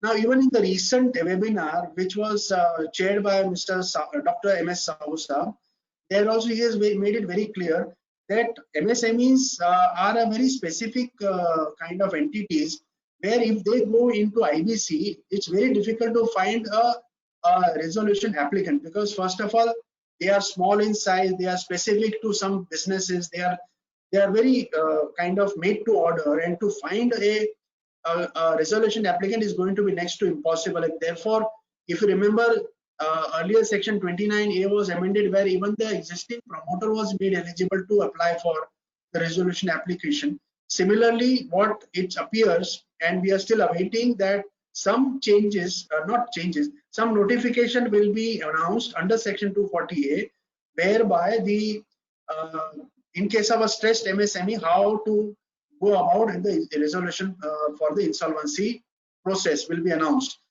So that we have to wait for that. But it seems there is a little worry right now, where the ordinance of 5th of June says that for the defaults after 25th of March, there is a kind of exemptions given that the IBC proceeding will not be initiated. What about the defaults made prior to 25th of March? So all MSMEs are still under worry, but I think government has already announced on 17th of May through Atmanirbhar scheme that MSMEs will have a different platform. So if your client is MSME, then ask him to wait. I think some notification should come under section 248, which is in the making, and we should await for that 248 notification sooner. Similarly, there was a suspension of IBC proceedings which has already been notified. Government has also announced by way of 5th June ordinance what is the definition of default, why COVID-19 had been treated as the event of default, and therefore all those MSMEs which are affected because of the COVID and were defaulted after 25th of March should be exempt out of this. practically, if you read all these schemes, we are aware that after 29th of February, there is a moratorium for all the loan repayments till 31st of August. And therefore, therefore you are not an NPA before 29th of February, no fresh proceedings should anyways take place by Section 7, which is the financial creditor. The only difficulty will be Section 9, which is the operational creditor. There also the provisions are increased from 1 lakh to 1 crore. So most of the operational creditors which were otherwise eligible to file proceeding will now not be eligible. So therefore, we are come down to a situation where MSMEs should not have a major worry of facing IBC proceedings. These announcements have been made. We are still to see the notification or ordinance, and we have recently also seen a kind of some circulation of questionnaire, not a questionnaire, but where they have said, what is your idea? So decriminalization of certain offences under the Companies Act, and majority of the compoundable offences will be shifted out, and the compoundable offences will be, some of them will be altogether dropped. So let's wait for the ordinance of the notification, I think, but some notifications are expected where almost more than 50 to 60 offences under the Companies Act may be softened up, and we may not face the criminal proceedings if we violate that. One more announcement which was made on the Atmanirbhar 5 is that for ease of doing business, key reforms will be made to allow direct listing of securities by Indian public companies in permissible foreign jurisdictions. Now, somebody said maybe it was to enable geo platforms to list abroad, because that was an announcement also made by Reliance, but we never know. Second is private companies in which list entities on stock exchange should not be regarded as listed companies. Now, here this is only to allow them to continue to be the closely held companies. Secondly, one more provisions which we are expecting is the producer companies, which is a part 9A of the Companies Act 2013, will also be included as a part of the ease of doing business companies. Power to create additional benches. Few benches have been, few members have been already added in August 2019. They are still adding. We are still hoping some more benches will come up. So NCLT should be more more benches should be created in NCLT, because right now NCLT is overcrowded. We also expect lower penalties for all defaults in small companies, one-person companies, producer companies, and startups. All these things are awaited, but I think we should reasonably expect, because what at least on the recent experience we have seen, that whatever government has announced, they at least come with a notification or ordinance within short time. So I think let's wait for some ordinance or notification. This is RBI measures to improve liquidity further. After 17th of May, within 5 days, another RBI measures had come. There, some changes have happened only to increase the timelines, which is when you export, you get a timeline to increase from to receive the proceeds within earlier it was 9 months, now it is 15 months. It has also been decided that the pre-shipment and pro-shipment export credit, which was earlier to be kind of realized within 1 year, is now allowed up to 15 months from the disbursement, made up to 31st of July. Similarly, the remittance for normal imports, which were to be made within 6 months from the date of shipment, is now extended to 12 months. So some relaxations are given for allowing the export import, and therefore it will help us to be competitive. Moratorium, as I said, is already extended for further 3 months. This was announced in 22nd of May. One thing which we need to highlight is last point, where in order to facilitate the borrowers in repayment of accumulated interest for the deferment, earlier it was announced that it will be extended, the deferment would be extended till 31st of August. But what the RBI has announced is that the repayment could be done before 31st of March. So it is not that on 1st of September, the banks should ask you to repay. You should ask the bank that give me time up to 31st of March 2021, so that the banks can give a phase out plan as to by what time you can pay up the accumulated interest and the moratorium installments. Same way, asset classification, I think we already discussed. NBFCs which are required to comply with Ind AS may follow guidelines duly approved by the boards and advisories of ICAI. As I said, ICAI has already given advisory where a lot of guidance has been given, which we should follow as a chartered accountant, practicing chartered accountant should follow to ensure all the advisories are being adopted by us and also by our clients. One more thing which I had earlier mentioned is that the banks were allowing the relaxation of the working capital norms. For example, the margin which was 25%, it was allowed. It is being allowed from 25% to, let's say, 20% or 10%. However, these working capital margin the parameters should not be immediately thrown back to normal. So what the RBI has given is the facility to go on the change the working capital cycle till 31st of March. So by and by, suppose your working capital margin has changed from 25% margin to 20%, and then the banks will give you time to come back to normal, which is 25% by 31st of March. So the borrowers have a breathing time to come back to normal, which is also welcome change, because suddenly on 1st of September, when the things are still not expected to be normal, it will be difficult for the clients to have a DP based on the old norms again. One thing where lending institutions are required to hold an additional provisions of 20% in case of large accounts under default if resolution is not happening within 210 days.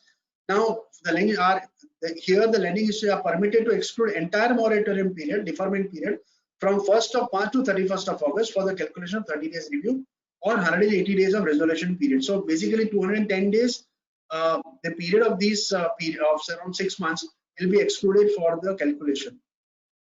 Some announcements which are not directly affecting us, but they will affect the lender of MSME. For example, banks exposure to the group of connected enterprise is increased from 25% to 30%, although not many MSME would be affected here.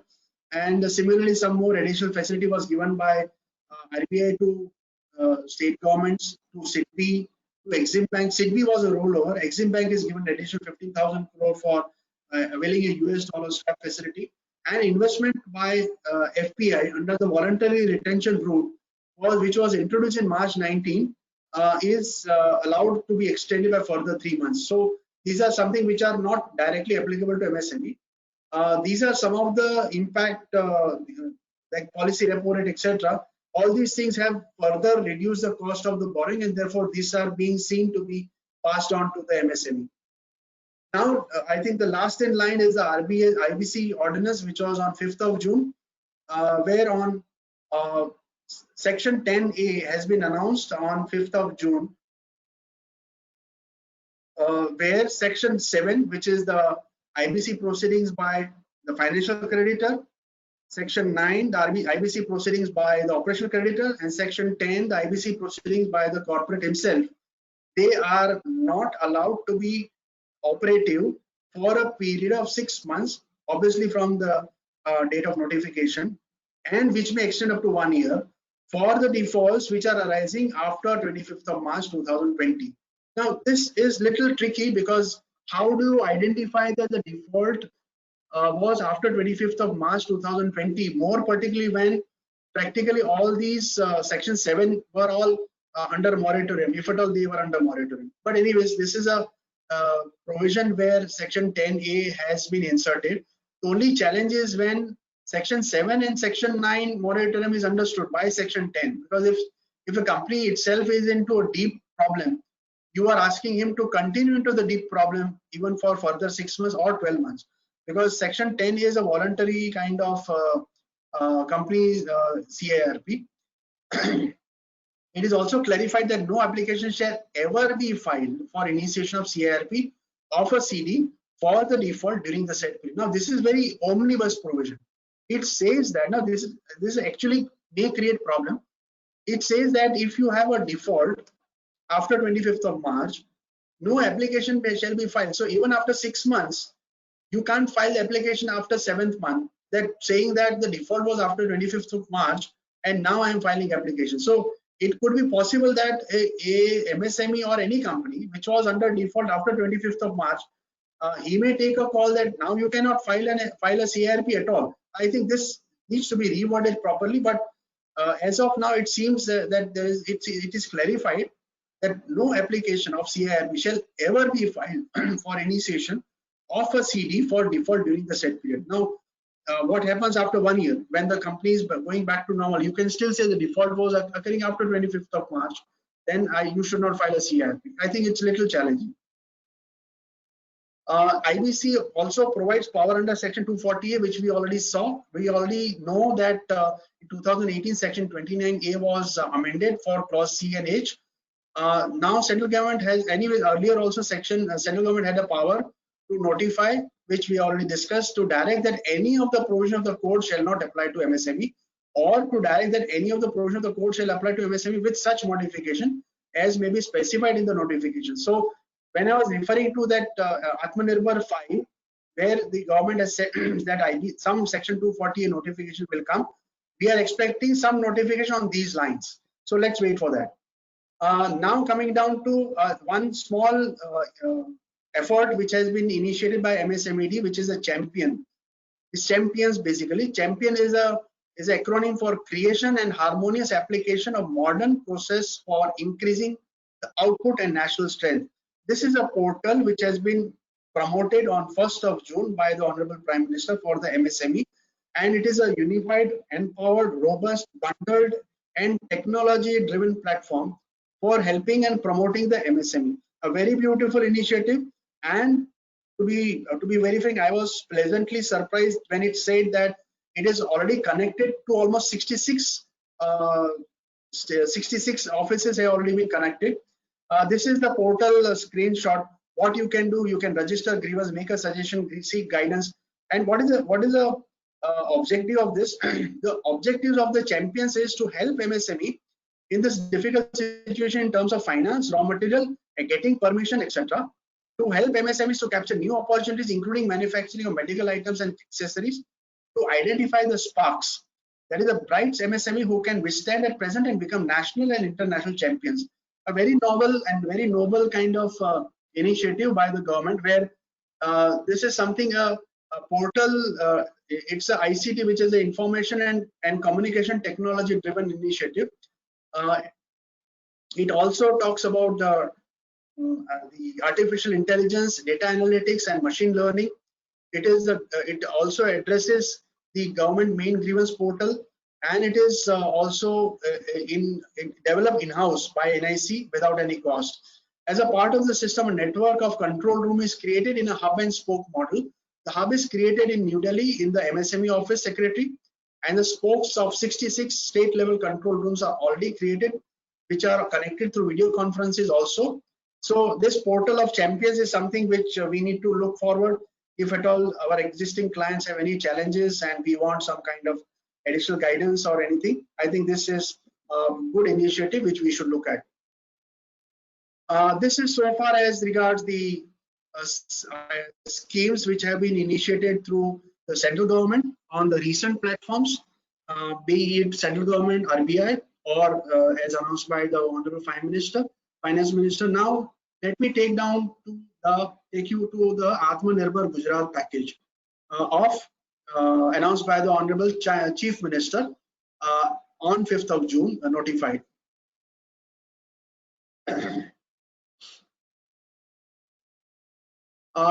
The package announced was 14,000 crore.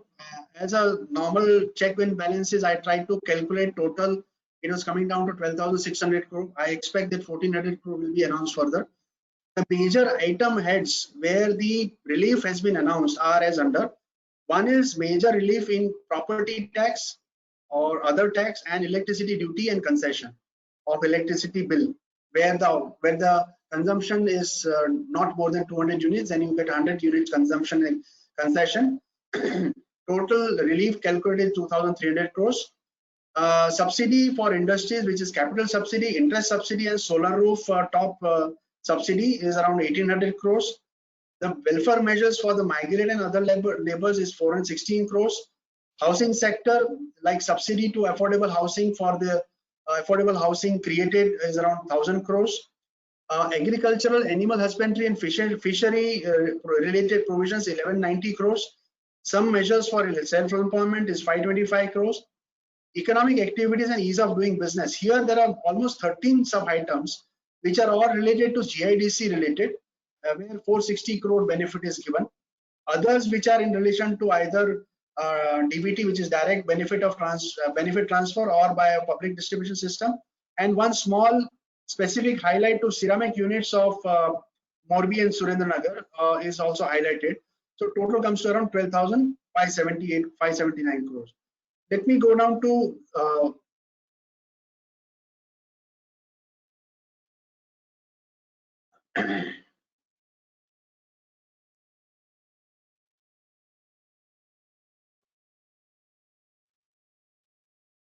let me come down to the specifics which will help businesses. I am right now not focusing on the relief for the poor, DBT, PDS, etc. because right now let me concentrate on the business, and therefore what headlines are available for business. Payment of capital and interest subsidy for few enterprises. There are 17,000 units are listed, are not listed. They are identified that there will be 17,000 beneficiaries. So 768 crore is identified for them. One more identified industry is textile, and I think per unit more than a 1 crore benefit is identified. So wherever your client says MSME and under textile, I think this should be immediately targeted to find what is the benefit, how it will be available. Payment of capital and interest subsidy for textile, which is a 450 crore for 400 units. Solar rooftop Yojana, which is 65,000 beneficiaries, more or less all kind of shops and establishments and other rooftop for the solar roof, where 190 crore subsidy is expected.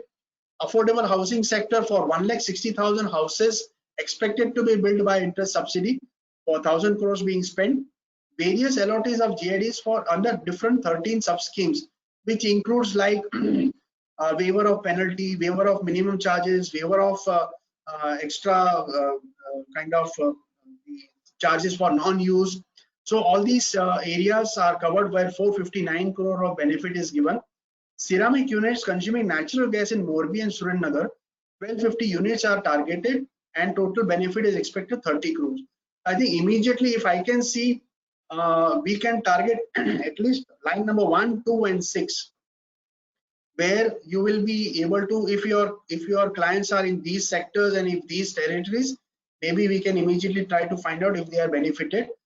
We are awaiting the actual GR for each of these benefits. Right now, still the GR are still not notified. I am expecting it to happen soon.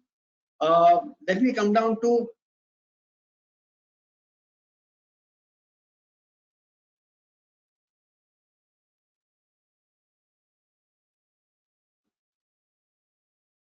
these are some other relief which are not intended for business, or maybe some businesses will get the benefit, which is 20% relief on municipal tax for some establishments. Electricity, what they said is there will be no fixed charge for LT connection for May. Electricity reduced from 20% to 15% for 3 months for small shop. ST consumer to pay fixed charges for May from September to December. So not actually a benefit, only a time limit given. Temporary relaxation electric bills for all infrastructure projects, and all other details are available on the given gujaratinformation.net website. A detailed press release in Gujarati and English both are available. I think we can go through that. I think now one more thing which is very important when we talk about our clients who are in MSME, and not only there are central schemes, there are also the state government schemes. There are many schemes, they are all available on the net. I am not going to list them, not highlight them, because for each scheme there is a narration on the portal, and there is a GR which gives you detailed eligibility criteria, when you can apply, how you can apply, whether you are eligible or not, and practically they are for MSME. But under major heads like schemes under the assistance for MSME, there are various subheads which talks about capital investment subsidy, interest subsidy, technology upgradation subsidy, quality certification subsidy, etc. Then there are schemes under the Bharat Ratna Dr. Babasaheb Ambedkar Udyog Yojana for SC/ST entrepreneurs, where there are various subheads. There's scheme for market developer assistance. This is something which is available, which everybody should use for participation in exhibition, for trade fairs, for going into industrial exhibition in Gujarat. The schemes for assistance to MSCs in the shed and plot developed by private developer, there are also schemes over there. There are some schemes which are still listed on the portal, but when you go into the scheme, you see that they are valid till 31st December. However, I had a chat with one of the OST in the government, and they have said that these schemes may be further extended by further period of 5 years with small notifications. So we should keep tab on these benefit schemes also. However, as of now, some of them are already expired for the eligibility criteria. So I'm not going into detail for all these schemes which have already been expired, but we are expecting that they may be revalidated, or they will come with a change in the some qualification criteria. So coming down to the end of the session, I hope I am reasonably on time.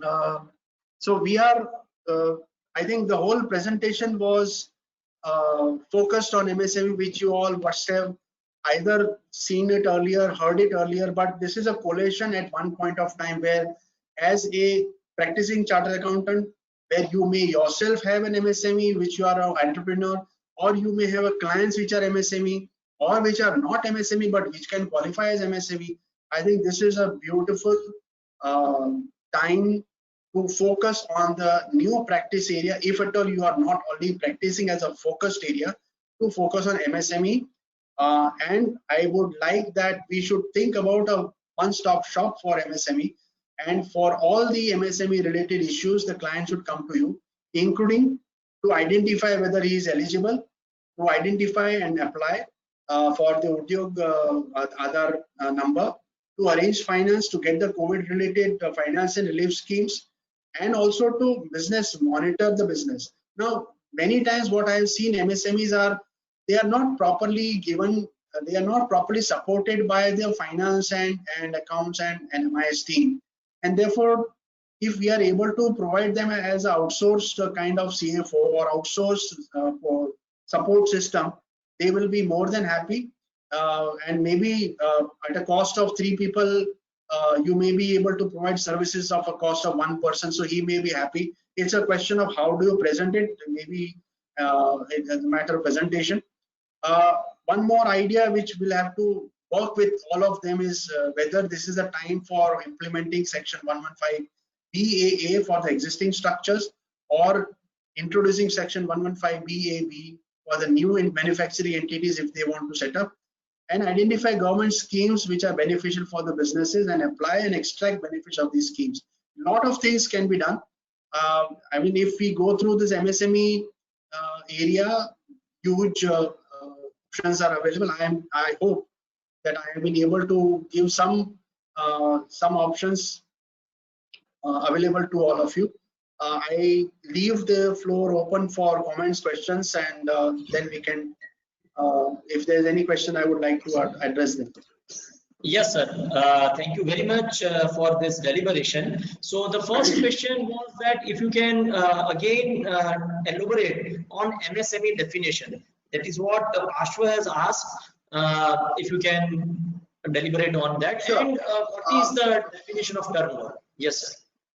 Yeah. So what? First of all, let's understand there are two definitions. One which is applicable now, which is till 1st of July, and one which is applicable after 1st of July. As of now, the application is an old application, and I would just go through the slide once again for your benefit, so everybody can again recap. We have earlier, the definition had manufacturing and services defined separately. There is 3 criteria: micro, small, medium. Micro is small, very small, where the total investment was up to 25 lakh. Now, if the investment is up to 1 crore and the turnover is up to 5 crore, then you are micro.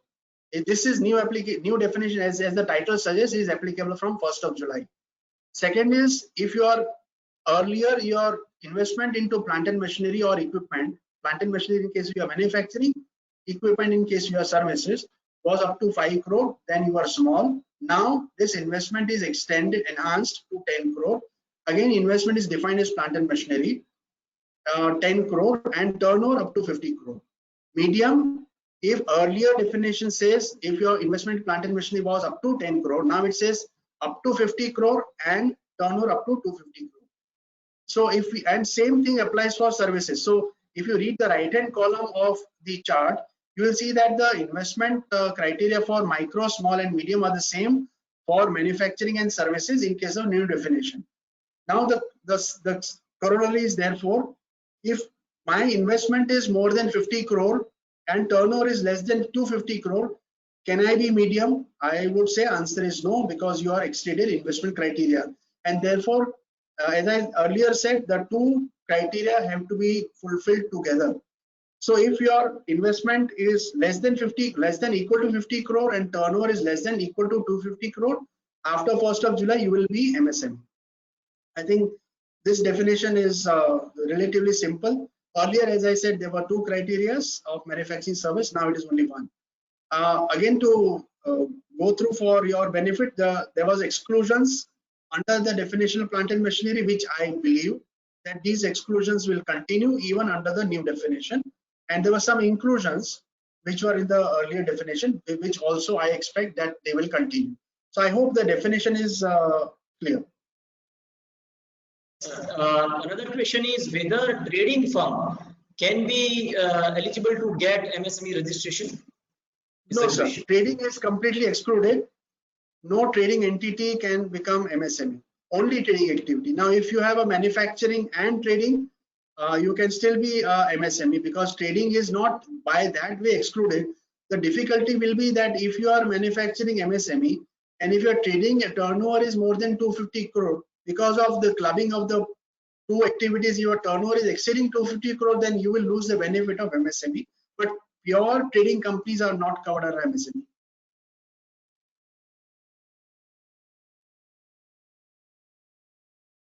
The next question is, while auditing the account of the company, we are required to go through total outstanding dues of micro enterprise and small enterprise. Here the dilemma is, client says to us that as we deal with various parties, it is not practicable for us to identify micro, small and medium enterprises separately as per the MSME Act. So, as an auditor, how can we deal with this situation in the best way? That is the question. Sir, one thing is, even you as an auditor can go and validate the whether you can log into the Udyog portal and find out what is he. So most of the time we auditors say that we have not been provided, and therefore we say that kind of disclaimer for that para. But I guess even we also can log into the Udyog portal and find out whether he is a small, micro or medium. But I mean, while that I think this is something which individual auditor would decide whether he. Sometimes we take a call that we don't want to talk about it. That's why we say the name mila. Sometimes the notes we say, we find that we have not been able to identify whether they are MSME or not. Even if we have sent a circular, we have sent a kind of mailers to all the clients that confirm that you are MSME. Many of the clients don't confirm. So we rely on those kind of disclosure that we have not got any confirmation. So I think it's a case-to-case scenario. But MSME, you are able to identify practically. Yes, sir. So the next question is it mandatory for PSU bank to sanction 20% of working capital loan of 4 years of outstanding balance as on 29th February 2020 to its existing customers? As one of the PSU bank is 20% proposal. Yes, sir. Yes. Please. Sorry, I intervene. If they are eligible, banks have to pay. Banks cannot deny. Because here banks are mandated by way of RBI. If you see the RBI notification of 23rd May, the announcements were made on 22nd May, but the notification is being displayed on the RBI website on 23rd of May, where banks have been mandated to provide this 20% guarantee, because ultimately it is guaranteed by another body. And the only challenge is the banks can say and deny only when they are not eligible, which is either the debt outstanding is more than 29th of on 29th of February more than 25 crore, or the turnover is more than 100 crore. But otherwise, if they are eligible, banks will not say no, I will not give you, unless again there is a challenge of NPA. So if you are eligible, if you are standard SMS 01, 0 and 1, you have to be paid. Okay. And And what it he is a has asked, pre-sanction. Just for the reference of all the clients, all the members, I have seen pre-sanctions. So it's not, you don't even apply. I mean, I have got sanctions, pre-sanctions from banks to the clients that we don't even have to apply. They already sanctioned because based on their database. That's why I said that based on database, they will say, but if you are not falling into that pre-sanction criteria, then you will have to apply. so what he wants to ask, that as one of the PSU bank is denying to consider 20% proposal of one of my client due to its non-achievement of performance as per last review estimates during 1920. That is what the question or the issue. Understood. I think here this 20% under the guarantee scheme, to my humble view, is banks cannot deny. If banks are denied, you may represent to higher ups, to the chairman, to the ombudsman, or maybe to RBI governor. Okay, this is all bullshit what you are saying. But I think it's compulsory for the banks, to my understanding, that they should pay. They should give. Okay. So the next question is, interest on delayed payment on TDS has been reduced to 9% from 18%, but still central processing center has charged 18% of interest in its client, in their client's order after filing the TDS return of March 2020 quarter. Now what should do for this? I think one simple understanding would be that you go by 154, make a representation, because it's a mistake apparent from record calculation wise. If the portals are not updated, I have not seen that, but if the client has this difficulty, I think representations will have to be made. If there are multiple clients which have noticed, not in the sense many people have seen such issues, then maybe the branch or the C institute can also represent on a group basis, but otherwise on an individual basis one has to represent. Sir, the next question is, ECLGS as guarantee provided by NCGTC, then why bank is asking for creation of hypothecation mortgage on assets of MSME? It cannot, because it's a collateral free, first of all, and it is also not. Suppose you already have an existing charge. Suppose you have already given a property is already there, mortgage, and then for 20% they cannot ask further extension of the charge also. This is what is collateral free. So practically, as I said, and I gave you example, they are sanctioning and they are disbursing without any further course of action. So if they are asking for collateral, I think it's they are violating the RBI mandate, in my humble view. Sir, next question is whether 20% ECLGS scheme can be given by cooperative banks, as those banks are eligible for. Sir, scheduled commercial banks are coming here. Cooperative bank were allowed to give the moratorium, but if you see the definition of who is going to give, it's scheduled commercial banks. So if a cooperative bank is a scheduled commercial bank, like Kalupur Cooperative Bank is a scheduled commercial bank, it will be able to give. But if a cooperative bank is not a scheduled commercial bank, it may not be able to give. Okay. The next question is whether trader is eligible for additional 20% of working capital loan. Who is eligible? Sorry, I didn't get you. Trader, sir. Sir, MSME, if he is MSME, first of all, if he is MSME, he will not be, if he is a trader, he will not be MSME. Yes. Because this scheme of 20% is only for MSME. So in that scenario, traders are not eligible. Yeah, because traders are not MSME. Mm-hmm. Unless you can create a small kind of facility where you do some small processing, where you say I'm doing some valuation to what I purchase and then I sell. unless otherwise traders per se are not eligible as MSME, and therefore they will not be eligible for the 20% scheme. Sir, the next question is, if one company is availing loan under consortium, turnover is less than 100 crore, but total loan is more than 25 crore, but in one bank it is less than rupees 25 crore. Sir, he So will is not it be eligible because we are talking about the total debt of all banks and NBFCs. So it's not just banks. It may be also, you have to also club the, if you suppose you have taken unsecured loans from NBFC, that loans are also to be added to come to 25 crore. So even if your turnover is less than 100 crore, but your total borrowing, including the different banks together, because what you are required to give a kind of declaration is your total debt. When you are given a sanction, pre-sanction, then also you have to give a confirmation that I am eligible. Now there, you will not be able to give a wrong figure because the consortium will check with each other what's outstanding and they will be able to know. But anyways, we are talking about 25 crores of total debt. Not only consortium, it also talk, if it is multiple banking system, then also all banks together, as also any other on books debt, which is unsecured loan from banks or NBFC. So if we are talking about debt, the 29th Yes. February 2020 criteria is of a debt, not of that bank, not of outstanding of that bank. So sir, the next question is, can we register now a firm Yes, you can. as an MSME to avail benefits?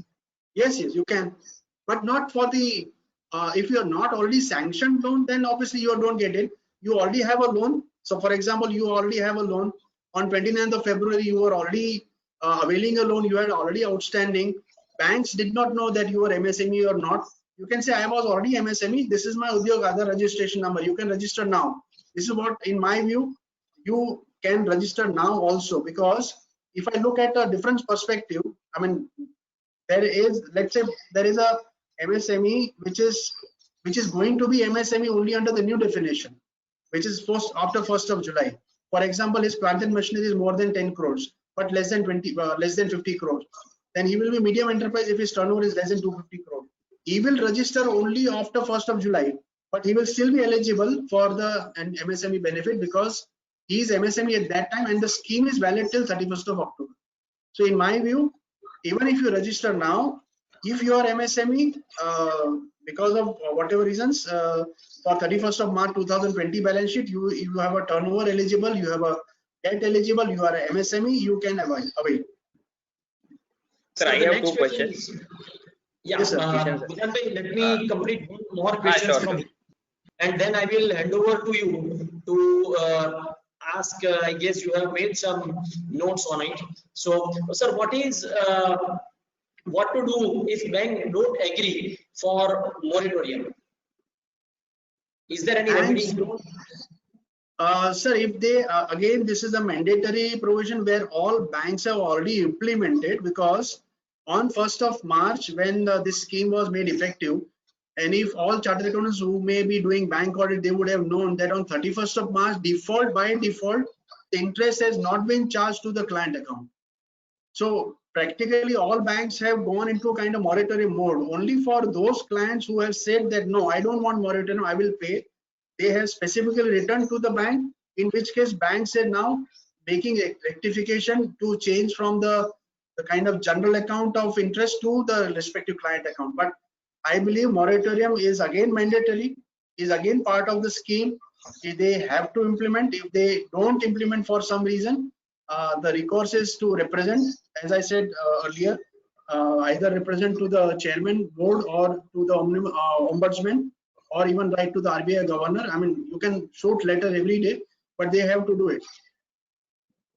The next is for emergency credit line scheme, how to approach bank?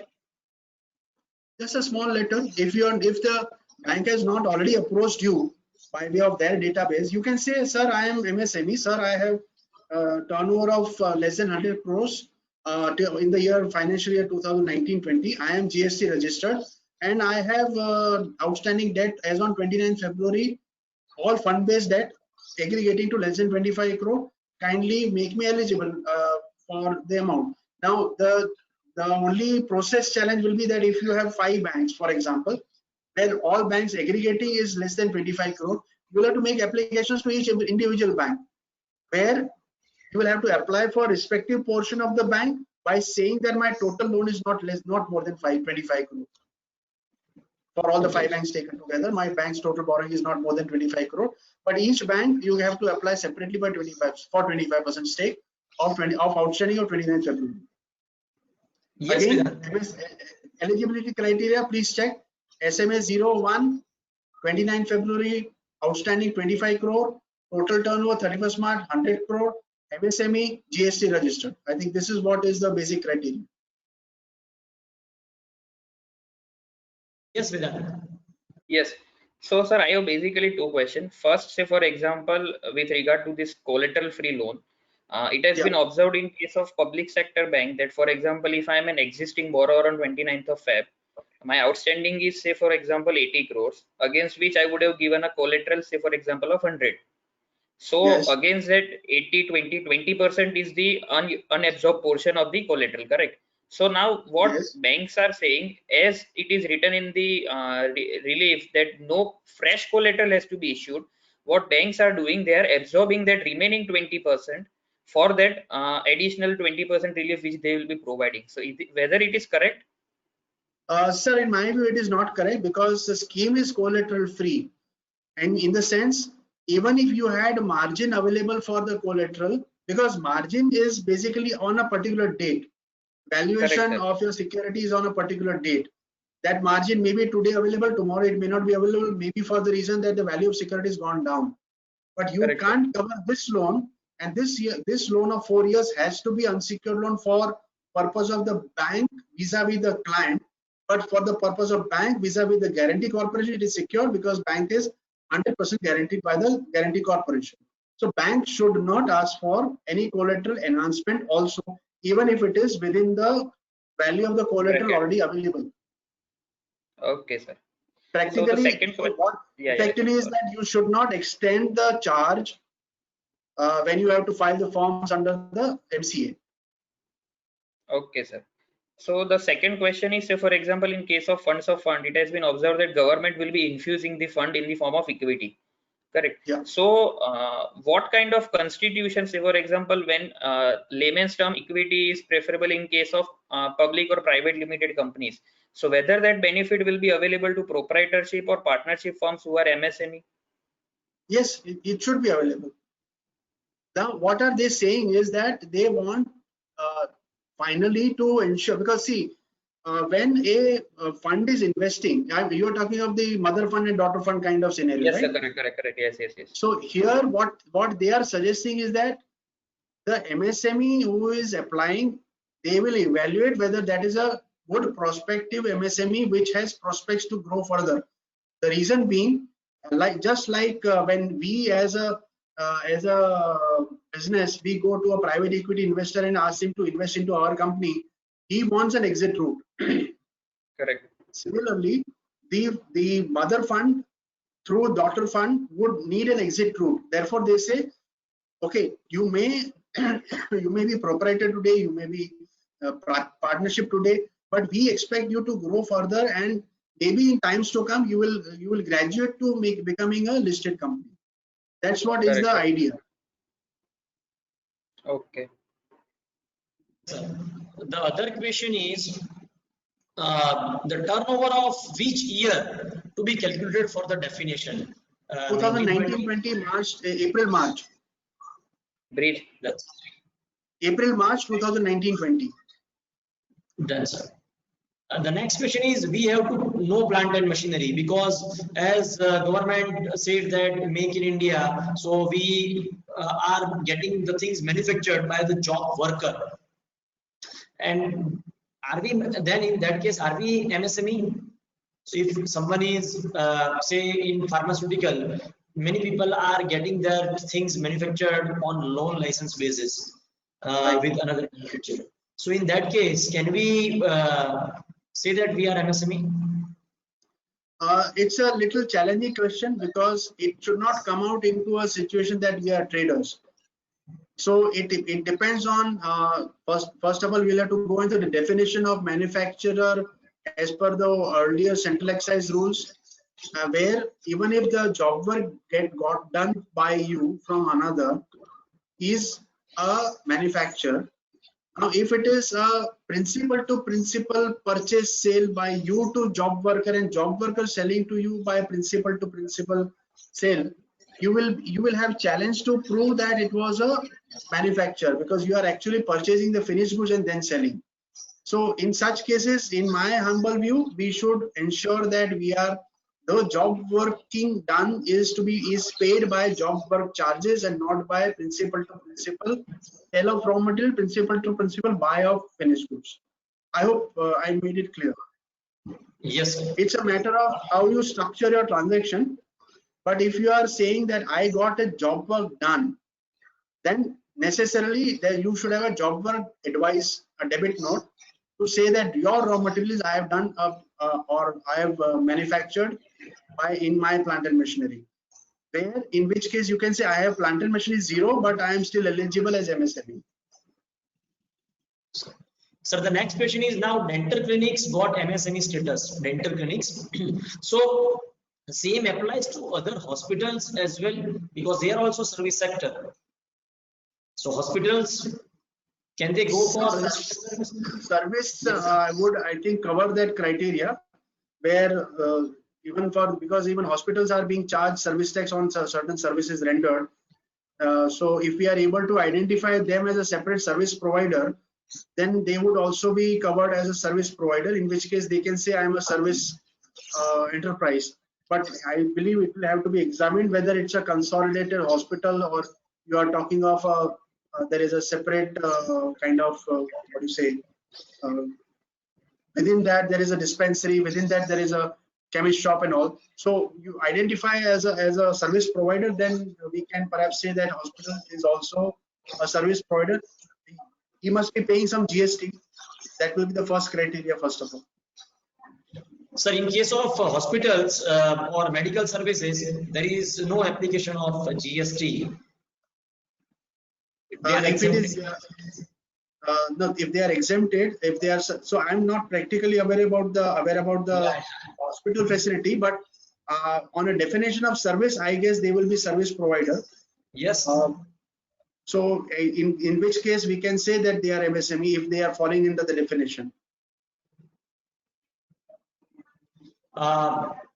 Sir, basically there are certain questions, but I guess it's repeated in the nature, and we have extended our time. So on behalf of Ahmedabad branch of WRC of ICAI, we are thankful to you, sir, for giving your time, because we all are knowing that government has announced this benefits, save state or a center, but we being a catalyst or advisor to our clients, we should advise our clients in the right way how we can get this benefit. Otherwise तो sir वही होता रहेगा, figures ही लगती रहेगी, paper पे ही सब चीज दिखती रहेगी. But if we play our role to as a catalyst to make this things available to our clients, I can say that we are definitely going to give advantage to all the fraternity, and that is what you have shown all of us, that the new area of the practice. Now I request Vedant bhai to give well-deserved vote of thanks to Kaushik sir. Yes, sir. So people and professionals at large are interested in knowing how MSME and what are the benefits that are being offered to MSME. So that has been beautifully covered by sir. The sir has taken us through various points, including the definition, what are the inclusions and exclusions for the purpose of calculation of the investment in plant and machinery, the registration process, the benefits, the new ventures for the practice, benefits that are being available to the MSMEs in the form of finance, be it subordinate debt, be it fund of funds, be it collateral free loans. So has also shown us the various changes that has been brought under various laws and guidelines, including IBC, Companies Act, or be it SEBI guidelines. Sir has also shown us the various points that will be beneficial in ease of doing business, the new platform, that is Champions, that will be useful to the entire industry at large, and also for the professional, that what can be the new professional areas. So on behalf of Ahmedabad branch of WIC of ICAI, I thank Kaushik sir for sharing their valuable insights on the topic, and for all the participants for participating in this webinar. Thank you. Thank you very much. Thank you for this opportunity. Bye, Bishop Bhai and all. Thank you very much. Yes, sir. We are ending this webinar, and I request all the participants and members to join new webinars which we are launching day in, day out. Once again, thank you very much.